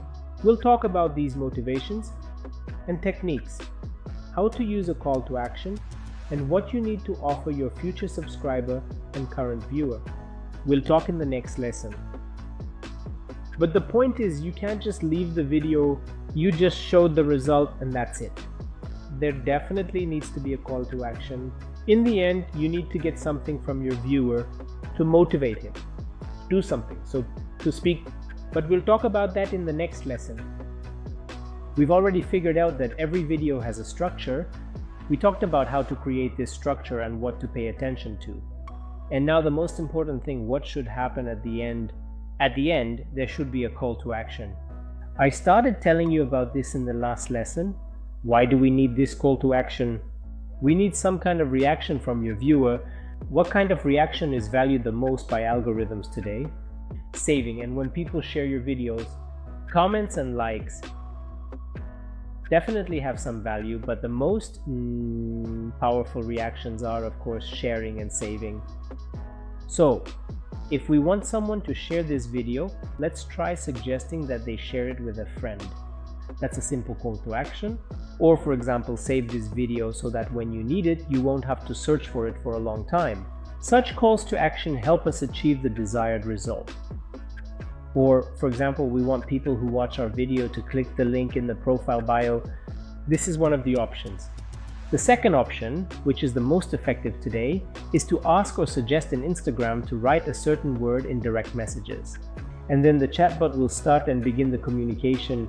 From a digital marketing perspective, as an expert in this field, I can tell you that this will be much more effective. This will help engage people in a specific sales funnel, which can help you, for example, drive traffic to another social network, sell something, or provide additional information. We'll talk about this in my separate courses related to digital marketing. I will definitely announce this on my social media, but right now we're going to talk about how every video should end with something logical and important for your personal development.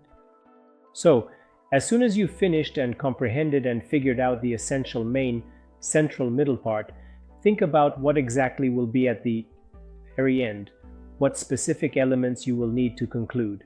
Just remember that you can't and shouldn't tell the viewer to subscribe, like, comment, or share. You don't need so many tasks. A person can only solve one task. Identify the most important task for your viewer and mention it. And when you make this call to action, don't forget to add some visual effects. For example, when editing a video in CapCut, add a caption, include a sticker, and put in a button. All these visual motivators and triggers help improve the results and clearly communicate to the viewer what you expect from them. So pay attention to these moments during the editing stage so that you have a clear and concise video. We talked about how you need to edit the video, removing all unnecessary information, facts, phrases, and those little sounds like oh and ah. You need to remove all of that and add extra elements that will serve as hints. They will hint to your viewer what you want, what it's all about. Engage a little deeper, right? So your viewer will be more engaged thanks to the additional information. And during the editing process, there's a little secret that all bloggers use. This is B-roll.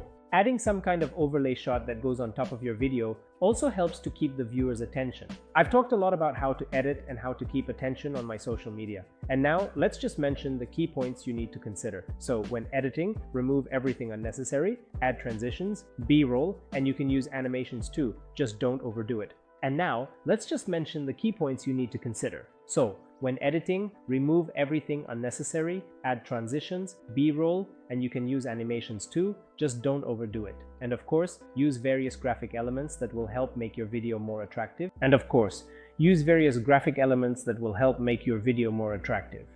Today, everyone has learned how to grab attention, create different visuals, do unusual things, and say unique phrases right at the beginning of the video. And for most social media users, that's no longer a problem. Well, everything has changed a lot because now companies are not just fighting to grab attention, but to hold on to it. Here's where the secret lies, the secret to growing on social media. Not to grab attention, but to hold it. Here's where the secret opens up, the secret to growing on social media. It's the ability to hold attention, and in this video lesson, I will explain to you why. When your audience grows, it doesn't mean that that audience isn't watching other bloggers. And it doesn't mean that at some point a person won't unsubscribe from you and subscribe to another blogger with the same theme, but with a more interesting presentation, more engaging content, better editing, and an overall more appealing look. So you need to forget about the idea that just because someone subscribed to you, it's a lifelong commitment. No. So you need to forget about the idea that just because someone subscribed to you, it's a lifelong love. No, that's not the case. I might have disappointed you, but I prefer to speak the truth.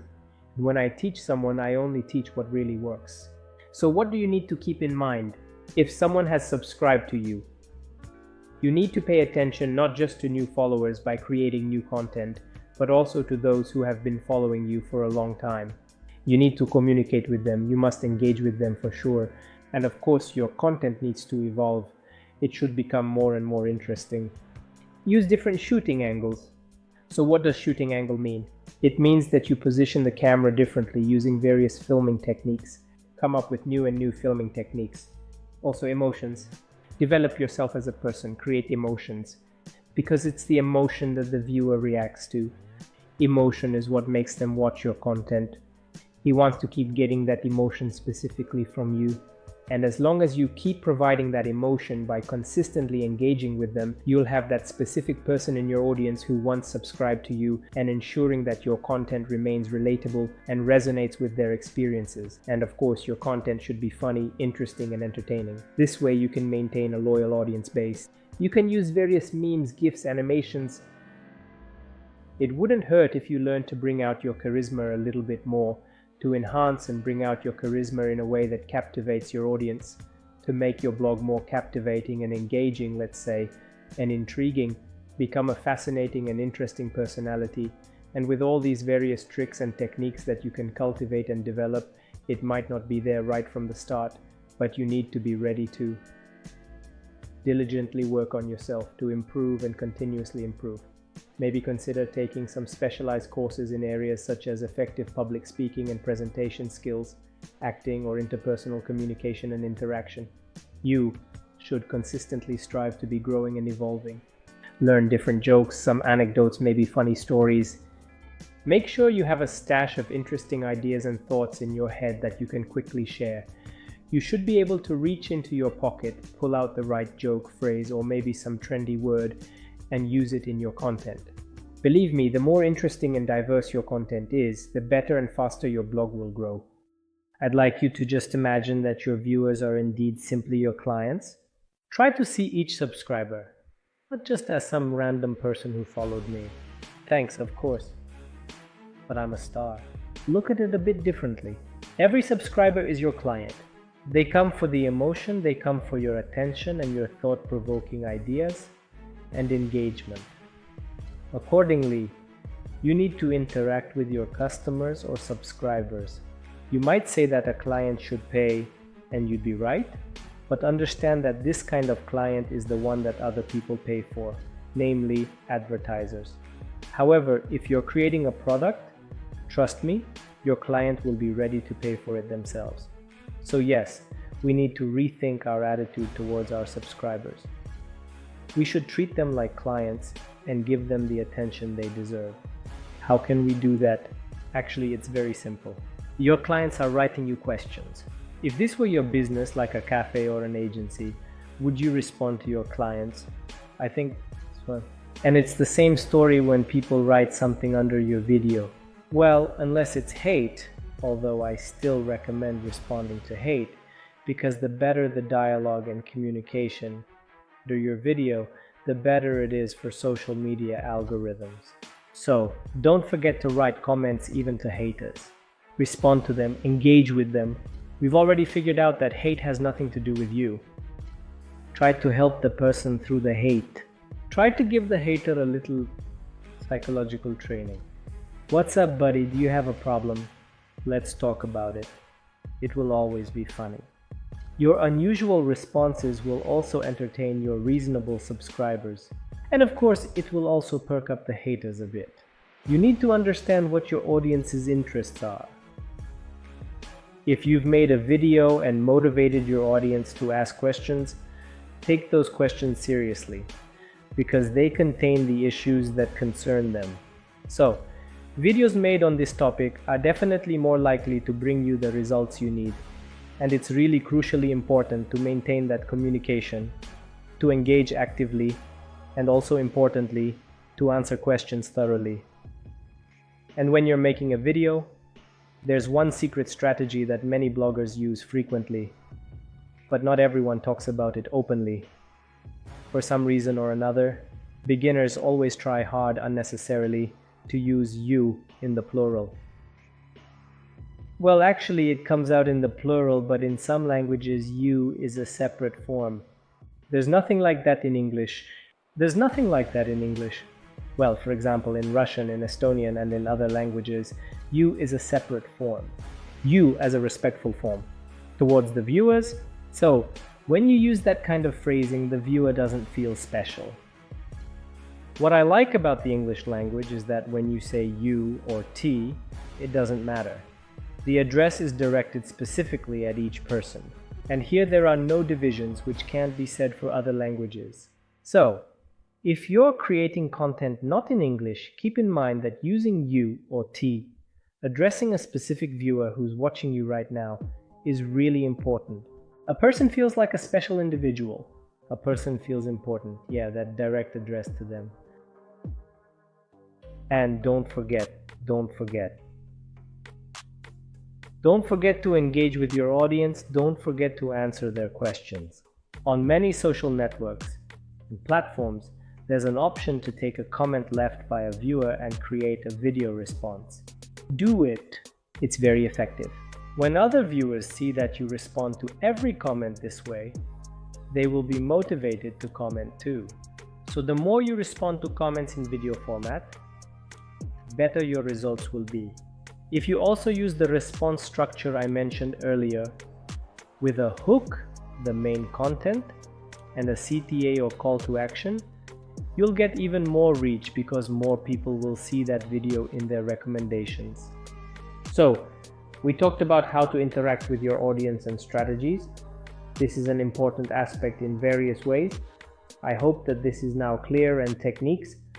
But besides responding to comments and engaging with our viewers in the comments to boost involvement in our content and methods, we can also create polls and approaches. A very good content creation scheme is a survey. But again, even when doing a survey, always follow the structure I talked about in the last lesson and lessons before that: hook, content, call to action. Even the poll you create should be engaging content that helps the viewer understand why they should participate in it, meaning what problem it will solve for them and what benefits it will bring. So, by creating a successful, well-structured poll, in terms of video content creation, you'll end up with a whole hub of questions, knowledge, and topics that you can use later to create new videos. And this is one way to interact with your audience that can be beneficial for you. So, by creating a successful, well-structured poll, in terms of video content creation, you'll end up with a whole hub of questions, knowledge, and topics that you can use later to create new videos. And this is one way to interact with your audience that can be beneficial for you. There's also one more thing we haven't talked about, and this is one way to interact with your audience that can be beneficial for you. There's one more thing we haven't talked about. This is also kind of both content and interaction with your audience. You can show behind the scenes, like how you prepare for a shoot, and reveal what's happening off camera, such as the fun and unexpected moments that occur during filming. This approach not only engages your audience, but also builds a deeper connection with them, something the viewer has never seen before. It's like you're giving them a chance to go behind the scenes and see what really happened. This is also a kind of credit of trust that you receive from your viewers, due to the fact that you show not this final result of a beautiful picture, cool production, but you show this reverse side of the whole process. That is, you trust it like revealing a secret to your friend and showing him that you trust this person. Accordingly, here we do the same thing. And this is behind the scene. It is very interesting to the audience. Sometimes I'll tell you, it's even more interesting than the main content. Therefore, there is no need to worry that suddenly I have an ugly background there, or suddenly I have something thrown around, garbage or something else. Don't worry about it. If you're delivering great content, trust me, people will actually have a wow effect when they see, oh, so this is where he films his content, or oh, this is how it's done. This way, you'll attract even more attention to yourself. This is also, by the way, one of the types of content we haven't talked about yet, but behind the scenes or what happens off camera. I really recommend creating and posting it from time to time, especially if you have a show, a program, or some project where you always have a beautiful picture. But sometimes you want to take away a bit of that shine and show what you really have, and believe me, it will pay off. And we've already talked about algorithms. So basically we touch on each topic a bit. We kind of touch on one topic within another because everything is very interconnected. And sometimes it's hard not to bring up this topic a little earlier. All right, and now we're going to talk about algorithms and what to pay attention to.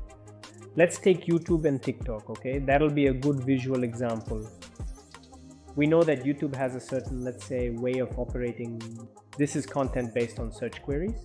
So when a person searches for something, YouTube gives them results, and then you choose which video to watch. When we talk about TikTok, the first thing that always happens is that we open the recommendation feed and we start scrolling through it, literally getting lost in those recommendations for hours. So what conclusion should we draw for ourselves? TikTok is moving to SEO optimization as TikTok videos appear in Google search. The main traffic is the recommendation feed. TikTok's success relies on video hooks and content structure. But if we're talking about the main traffic, then of course it's the recommendation feed. A big part of success on TikTok comes down to the hook in the video and the structure of the content itself. Can you grab attention? Can you hold it? And can you build maximum watch depth? Watch depth in general is a factor that applies to both YouTube and TikTok. In general, wherever there's video content, the deeper the watch time, the better the results. If we take a platform like LinkedIn and upload a vertical video there, then of course it's a bit of a different story. Reactions. People's reactions carry weight, but again, we're talking about platforms that are specifically designed for this kind of content. That's TikTok. And so we're specifically interested in TikTok. Why? Because TikTok is the only platform that gives you unreal amounts of views. Can vertical videos on YouTube or Instagram get millions of views? Yes, of course they can. I've seen things like this while working with different clients, and even on one of my YouTube channels, a YouTube Shorts video, a vertical video, got around 2 million views. For one client and another, it was around 7 million views. So we draw conclusions. Views, multi-million views can happen everywhere, but the frequency of those multi-million views is higher on TikTok. This is the main thing we want, how we can divide these social networks. Overall, I'll say this: if you're creating content, it would be really unwise not to upload it to all social networks, because in the end, you're getting reach on TikTok, Instagram, YouTube, so you can launch your blog on all 3 platforms at once. If you want to add Snapchat, go ahead, no problem. So the more presence you have online, the better people will recognize you. It's like, a moment. If we talk from a marketing perspective, there's this rule of 7 touches. Just imagine that the same rule of 7 touches is at play here. When a person sees you on 7 different channels, they start to remember you better and better. We've talked a lot about hooks, how to grab attention, meaning that you should spend 80% of your time on creating your idea on the hook itself. When you're creating a video, spend 80% of your time making sure the hook is as effective as possible. An effective hook is the key to being seen in the recommendation feed and getting people to keep watching. So the longer your video is watched, the better the signal it sends to TikTok's algorithms. If we're talking about YouTube, it's a bit of a different story here. Overall, the depth of how long people watch your videos is important here. When we talk about long videos and also when we talk about short ones, reactions are important. Reactions? How many times this video was shared, liked, and commented on? I would even put comments at the top in YouTube Shorts. So how do we actually promote our video? Because yes, we uploaded them. Without promotion, it feels like it won't work. In fact, if you have good content, platforms like TikTok will promote you on their own. And there aren't any special promotions here. You already know how algorithms work, you already know that your audience's reaction is important, and you already know that watch depth sends strong signals to social networks like TikTok. If a platform like TikTok sees that your content is interesting and people are watching it for a long time, then it needs to be shown more. Any platform is interested in keeping viewers on it for as long as possible so that it can gradually serve ads and of course make money from it. It's simple, there are no secrets here. The platform makes money and you get views. The platform doesn't make money if your content is uninteresting, and no one will give you views either. You can definitely promote your videos, but it's a very slippery slope. I often tell my clients, don't promote your content. By promoting content, you are letting the platform know that you are in principle willing to pay. Accordingly, if you cross this line, started paying for views, your views are cut. As if pushing you pay more, you have already paid well, pay more. And I can't guarantee that your video will get the same organic views afterward as it did before if you were getting a lot and then decided to pay and then decided to stop. There's a chance that your reach will be cut and it will be harder later on. So if you want to invest in building your personal brand, invest in creating quality content, there is a chance that your coverage will be cut and it will be difficult later. So if you want to invest in developing your personal brand, invest in creating quality content, that will be the best investment. There is no point in promoting something that is not interesting.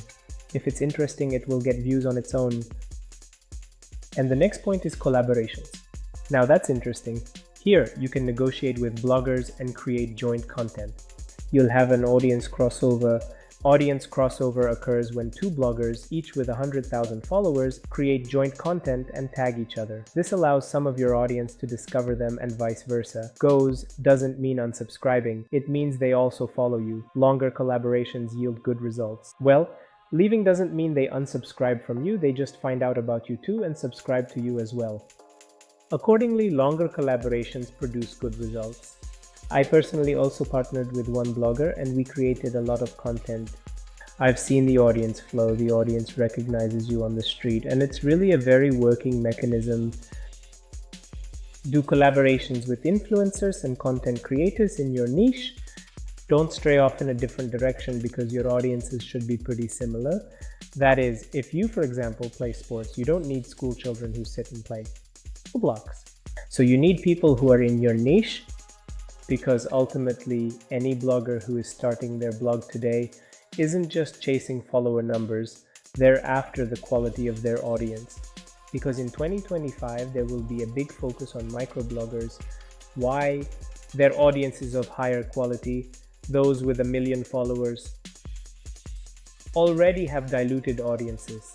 So if we subscribe to something like Hobby Lame, we understand that he has all kinds of audiences there. All kids, girls, boys, men, grandpas and grandmas. So there will be a very diverse audience there, but we need a targeted one. Just like an advertiser needs a targeted audience. So they'll be looking for someone who only focuses on sports, someone who only paints, someone who sews clothes, a chef, or a travel blogger. Even if he has and 20,000 followers, that will be much more valuable. And this way you create audiences, a shared audience, by launching collaborative projects. And of course, who knows what this could lead to in the future? It's always about making connections. It's always about networking. I mentioned this earlier, that blogging opens a lot of doors and allows you to meet new people. But now the most important topic, where's the money in blogging? Where can you earn here? In fact, you can earn money in blogging at almost every turn, and we'll try to figure this out together. Let's start with the most basic topic, which is right on the surface. These are affiliate programs. Imagine you're running a travel blog and your affiliate program is tickets to some country. How does it work? You have a link in your profile header. In this link, there's simply your affiliate code. Every time someone clicks on that link, you're essentially in a way kind of tying that person to you, in a sense. What does this give you? This means that if a client follows your link and makes a sale, then you receive a commission. For example, 10% of the sale.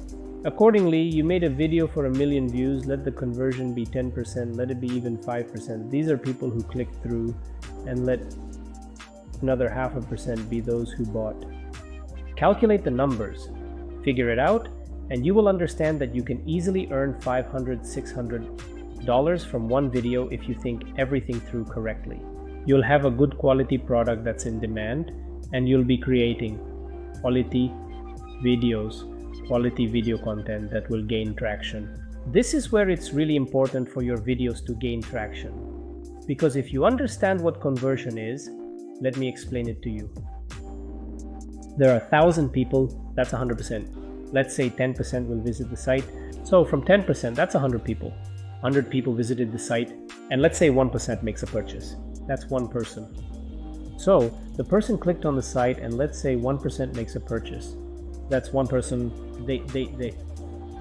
Now let's add 3 zeros at each step, and we'll see that one person turns into 1,000 people. Or if we add 2 zeros, it turns into 100 people, and those 100 people will make a purchase. 100 people made a purchase, and you earned your commission of $5 to $10 from each sale, and there you go. We've already got $500. That's the first one. Second, you can create your own products, set up your own marketplace on Shopify, Etsy, WordPress, any website, and so on. There are a lot of platforms. You can even list your products on Amazon and sell them there. You can even negotiate on Alibaba or AliExpress with some seller, set up an affiliate link, and drive traffic to purchase that product. You don't need to have a warehouse or anything. You just order one unit or even get it for free, create a lot of different content, upload it, and most importantly, leave a link to that product in your profile bio. People click through, make purchases, and you earn your commission. You don't need to have a warehouse or anything. You just order one unit or even get it for free, create a lot of different content, upload it, and most importantly, leave a link to that product in your profile bio. People click through, make purchases, and you earn your commission. This is just like an affiliate program, right? Or you create your own product and sell it the same way. Many people run blogs, for example, those who are in the beauty industry. What options do we have here? I always say that the beauty industry is hard to scale, but in the beauty industry, you can create your own info product, your own course, some kind of mentorship, online training, anything you want. In general, an info product related to your industry. And you can sell it just like that. You can sell this info product tens, hundreds, thousands of times, and it will be done automatically, so scaling will be much easier for you. What else can you do? Perhaps you could consider like taking sponsored posts for your blog. You can create video content that promotes someone else's products. That's another option. I personally did that, but I didn't have a huge interest in it because I'm an entrepreneur after all, and I create my own businesses and projects. That's exactly why I use blogging to promote my products. I know exactly how content significantly assists in a very effective manner to attract potential clients to your company.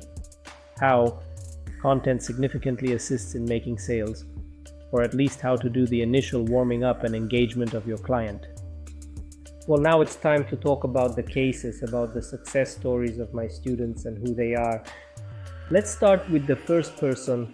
This is a guy who is originally from Ukraine and is currently engaged in the successful and profitable business of renting out labor. This is a very common type of business, and he reached out to me for help in getting into social media. We worked together for about 2 to 3 months, after which the guy really started to take off. He started creating a blog and he began to grow quickly. But unfortunately, at some point when people think they can do it all, they make a mistake that I mentioned earlier. They start spamming content. It is a misconception that the more videos, the better the result. The more videos you upload, the more likely it is that most of your content will be passed over by recommendations, because the algorithms will think that you are spamming. But still, the guy has grown quite well, and here I'm showing you a screenshot of his account, showing his current numbers and results. So the second person we started working with, we worked together for about 6 months. It took me over the course of a period of 6 months to gradually turn him into a blogger, to create an influencer out of him who could step by step talk about his product and teach him how to create content. This person sells diamonds. I said that on social networks, not only individuals who are selling painted vases or make pies, cakes, or fitness instructors, and even various luxury brands and services go to TikTok, and it's really important for the business owner and the company's CEO to also show up on social media. It greatly improves the results of any business when customers can see who's behind the company. Today, customers are not just drawn to the brand, but to the person. If they like the person, if they feel a connection, it adds extra loyalty. Today, customers don't go for a brand, but for a person. People like the person, they feel a connection, and that adds extra loyalty. This person I'm telling you about, I'm now showing you their profiles. On Instagram and TikTok. On TikTok, there are over 6,000, and on Instagram, over 11,000. This is the result my second student, my second client achieved after we worked together, and I mentored him for about a year. And I want to say that I'm really very proud of all my students, because they are truly making incredibly amazing breakthroughs and dedicated. I'm always happy with the results of my students.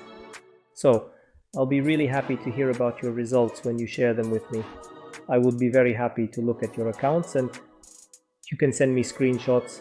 I would also appreciate everyone who gives a good rating to this course. It really helps it get more visibility. I tried very hard to make it as informative as possible, but at the same time not to make it too long, and I sincerely hope I succeeded. So I would really appreciate your valuable feedback. So, my upcoming client is someone located in Finland who specializes in renting out skilled labor, particularly professional and experienced welders. This is probably one of those interesting cases because the person was completely unprepared for blogging, for talking on camera. They had a lot of fears, a lot of psychological blocks, complexes, and internal issues. But after working with him for about 6 months, we managed to solve most of his problems. We worked through his fears and anxieties, and now he has grown his account to over 4,000 followers as of the time recording this video lesson. But his growth is ongoing, and I'm sure we'll soon see him reach 5 and then 10,000 followers. In the next lesson, I'll show you a couple more cases and we'll keep going. Let's continue analyzing the results of my students. And the next student I've highlighted separately is not exactly a person, it's a company. Well, like any company, there's an owner behind it. In this case, it's a couple, a husband and wife, who are the owners of this company. What can I say? People also, let's say, not really ready. So there was a lack of understanding, first of all, about how to act, what to say, and how to build communication. After working with this client for 4 months, they have already set off on their own and even made their first multi-million-dollar video. I'm really proud of this result of theirs. That's really commendable. The only thing I definitely notice, of course, is just the same problem that indeed everyone has, and I definitely want to warn you about it. When you finish your mentoring, try to very carefully maintain the algorithm that was given to you. The algorithm that I provided to my students was designed to help videos gain a lot of views. Of course, we can sometimes notice that videos are being posted without any real idea behind them. And that's very risky. I'll explain why. If you were running a blog about sports or nutrition, and at some point you posted something about travel or your child, and that video went viral, the risk is that you'll attract an audience that you don't actually want. An audience that won't respond to your main content later on. I want to do everything I can to protect you from this. Under no circumstances should you change the theme. If you start filming a topic about sports or cars or travel blogging, film only that topic. Keep yourself in check. And avoid filming any unnecessary nonsense that, God forbid, might bring you millions of views. I've had cases like that. I somewhat ruined my big account that I was developing because I wanted to talk about different topics. Here, I'm showing you my account, which has over 64,000 followers at the time of recording this lesson. And at some point I realized that my reach had dropped. Why? Because I made about 5 or 6 damn successful videos. We got hundreds of thousands, some even millions of views, but they weren't on the topic I actually needed. And to this day, I've stopped that account and I'm partly making a small shift in a different direction, a different type of content. And at some point, one of you might also need to pivot or shift in a different direction, maybe even create a new account. But don't let that scare you. Your overall recognition on the platform will still remain, but don't let that scare you. Your overall recognition on the platform will still remain. People will still react to you and they've already remembered you. Those who have seen you once have already remembered you, and they will respond to you faster when they see you in their recommended feed. How does your approach to content change when you start charging for advertising? I'll put it this way. For me, when I started charging for advertising, I had a strong desire for those videos to get more views because I always wanted to justify the client's trust in my blog. So, I paid a lot of attention to quality, details, and the idea itself. Now you know how to create videos that are supposed to get a lot of views. And when an advertiser comes to you, make an effort, because if that video gets a lot of views, the advertiser will be much more eager to book ads with you. And when you show that you have very high engagement and an active audience in your blog, you'll be able to raise the price of your advertising and of course earn significantly more. So what kind of content gets the most views?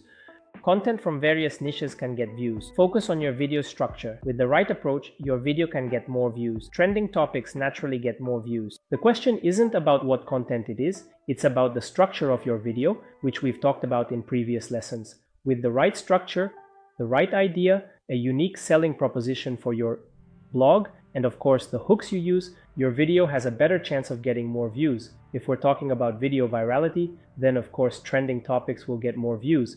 Videos that evoke a reaction from your audience tend to perform better. When we talk about video virality, the topics that are currently trending will definitely get more views. A video that evokes a reaction from your audience will also get more views. A video that evokes a reaction from your viewer, this of course also leads to more views. Let me give you an example.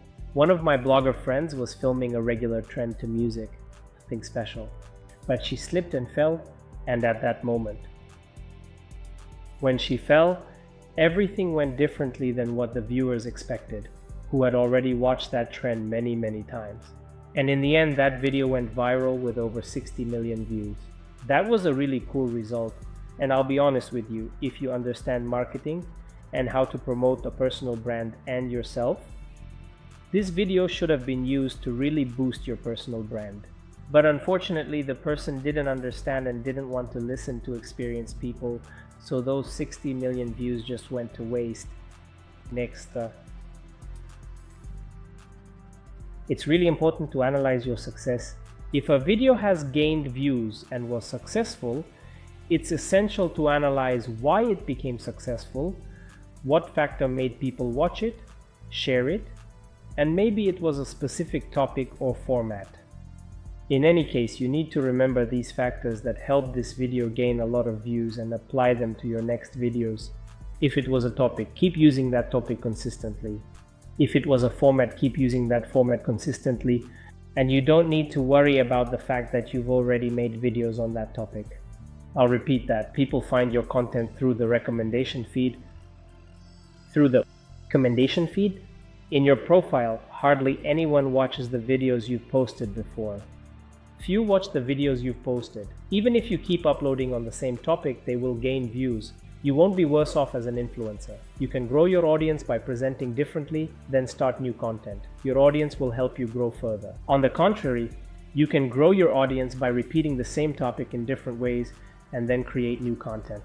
Your audience will help you grow further, meaning that the initial audience you gather will react to your videos and help you get more recommendations. In general, if we talk about algorithms, let's go back a bit. At the beginning, when you don't have an audience, TikTok gives you a sort of credit. It just shows your video to different audiences, trying to understand who you are and what you do. And then, when you already have your own audience, it's your audience that watches first. I think that since 1,000 followers on TikTok is a certain critical mass to get a link in your profile, probably around 1,000 followers is the point where your videos start being shown to your audience. So if this audience reacts well to your video, then your video gets pushed out further into bigger recommendations and so on. We talked about various analytics tools and about watch depth. All of these are the factors that will help you become more viral. But of course, getting back to the topic of the content plan, this lesson about the content plan, I'll put it this way. The most important thing will be your idea. The idea behind the video, your shooting concept, your editing, the final video that comes out, edited without any fluff. And this will determine whether your video goes viral or not. It's not some kind of secret that doesn't actually exist. So before you publish or shoot anything, first analyze what people are interested in and come up with an idea that answers that question, provides value, and is structured the right way according to the scheme I shared in previous lessons. So friends, let's draw some conclusions. The conclusions are that we've gone through this course together and we'll outline a specific plan that you will now follow. And I'm sure you will all achieve your results. And soon I will see a lot of new bloggers on TikTok, YouTube, and Instagram. And here's our plan. The plan for the month after you've completed this course. So first we talked about the need to decide on a topic. To figure out your niche, you need to carefully and thoughtfully decide on the topic of your blog. What will it be about? What do you like? This is the very first step. Then, on the second day, you will set up your profile. You will create a profile picture and a profile description. In general, you'll package your social media so that everything looks nice, interesting, and people will want to follow you. On the third day, you will start filming your first video.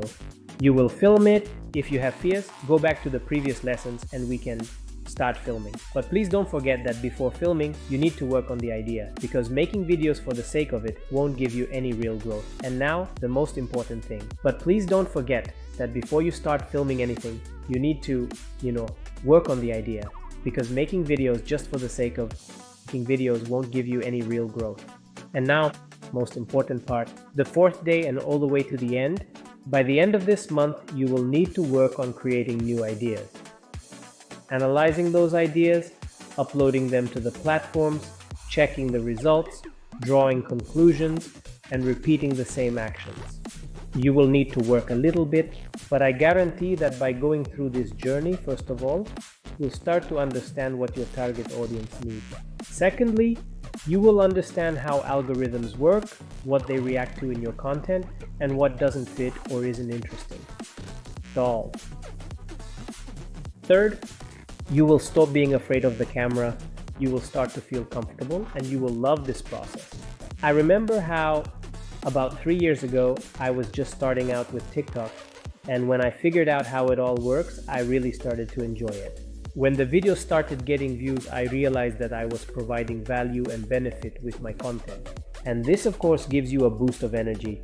And when you see that people are thanking you, people are following you, people are reacting to your content, it energizes you. Believe me, it's better than any energy drink. So this is our 4-step plan that you will need to follow after completing this course.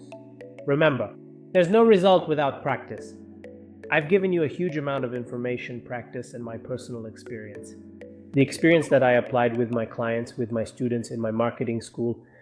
I've trained hundreds of people, believe me. Everyone who wanted to achieve success has already done so and is now reaping the rewards of that result. Now it's your turn to start learning. You did great, and I hope everything was clear. And I'll repeat. I would be grateful to everyone who leaves their feedback a 5-star rating for this course. Your 5-star rating always helps me share this information with more people. Unfortunately, there are many users on the platform who try to ruin the ratings in every possible way, but I believe that you, my viewers, the viewers of my course, will help maintain a certain level for this course with your ratings. Thank you so much for your support. Thank you for your trust. I'll be happy to answer all your questions. Make sure to definitely write in the messages, and I hope that everything works out for you. No, I'm sure you'll do great. Guys, here's the final upbeat lesson. Let's summarize why blogging is so important. Blogging is not just a way to make money, it's also a chance for personal growth. We talked about that too. With each new video, you discover new opportunities and new skills in yourself. You realize that you're missing something and start to learn about it. For example, at one point I was lacking proper articulation, I struggled with pronunciation, and I didn't know how to remember a thought correctly, and I didn't understand how to get into public speaking at all. In public speaking, they explained to me how speakers remember their speeches. I didn't even think that I would be able to remember a huge text on an A4 sheet and recite it word for word in front of an audience. And it was actually my blogging that pushed me towards that. A blog is also a very powerful tool for opening the doors you need. If you're into blogging, people, companies, and establishments will treat you very differently. I haven't mentioned this yet, but I'll bring it up in this bonus lesson. How else can you monetize your knowledge in this area, your experience, and your blog in general? You can get free trips, you can receive bonuses at hotels, various spa services, and so on. So, people who want to be featured in your blog are willing to give you something for free. And this is also part of monetizing your future blog. I'll be honest, this is a really nice part. So besides your personal growth, blogging also gives you powerful networking. For example, you arrange to do a small interview with someone for your TikTok blog. You spend the whole day with a person and you communicate, but in the course of communication, you build relationships, plus perhaps some future business project. So honestly, I don't know what you're waiting for, but I would close this course right now, give it 5 stars, and go make my first video. I wish you success, and I'm sure you'll do great.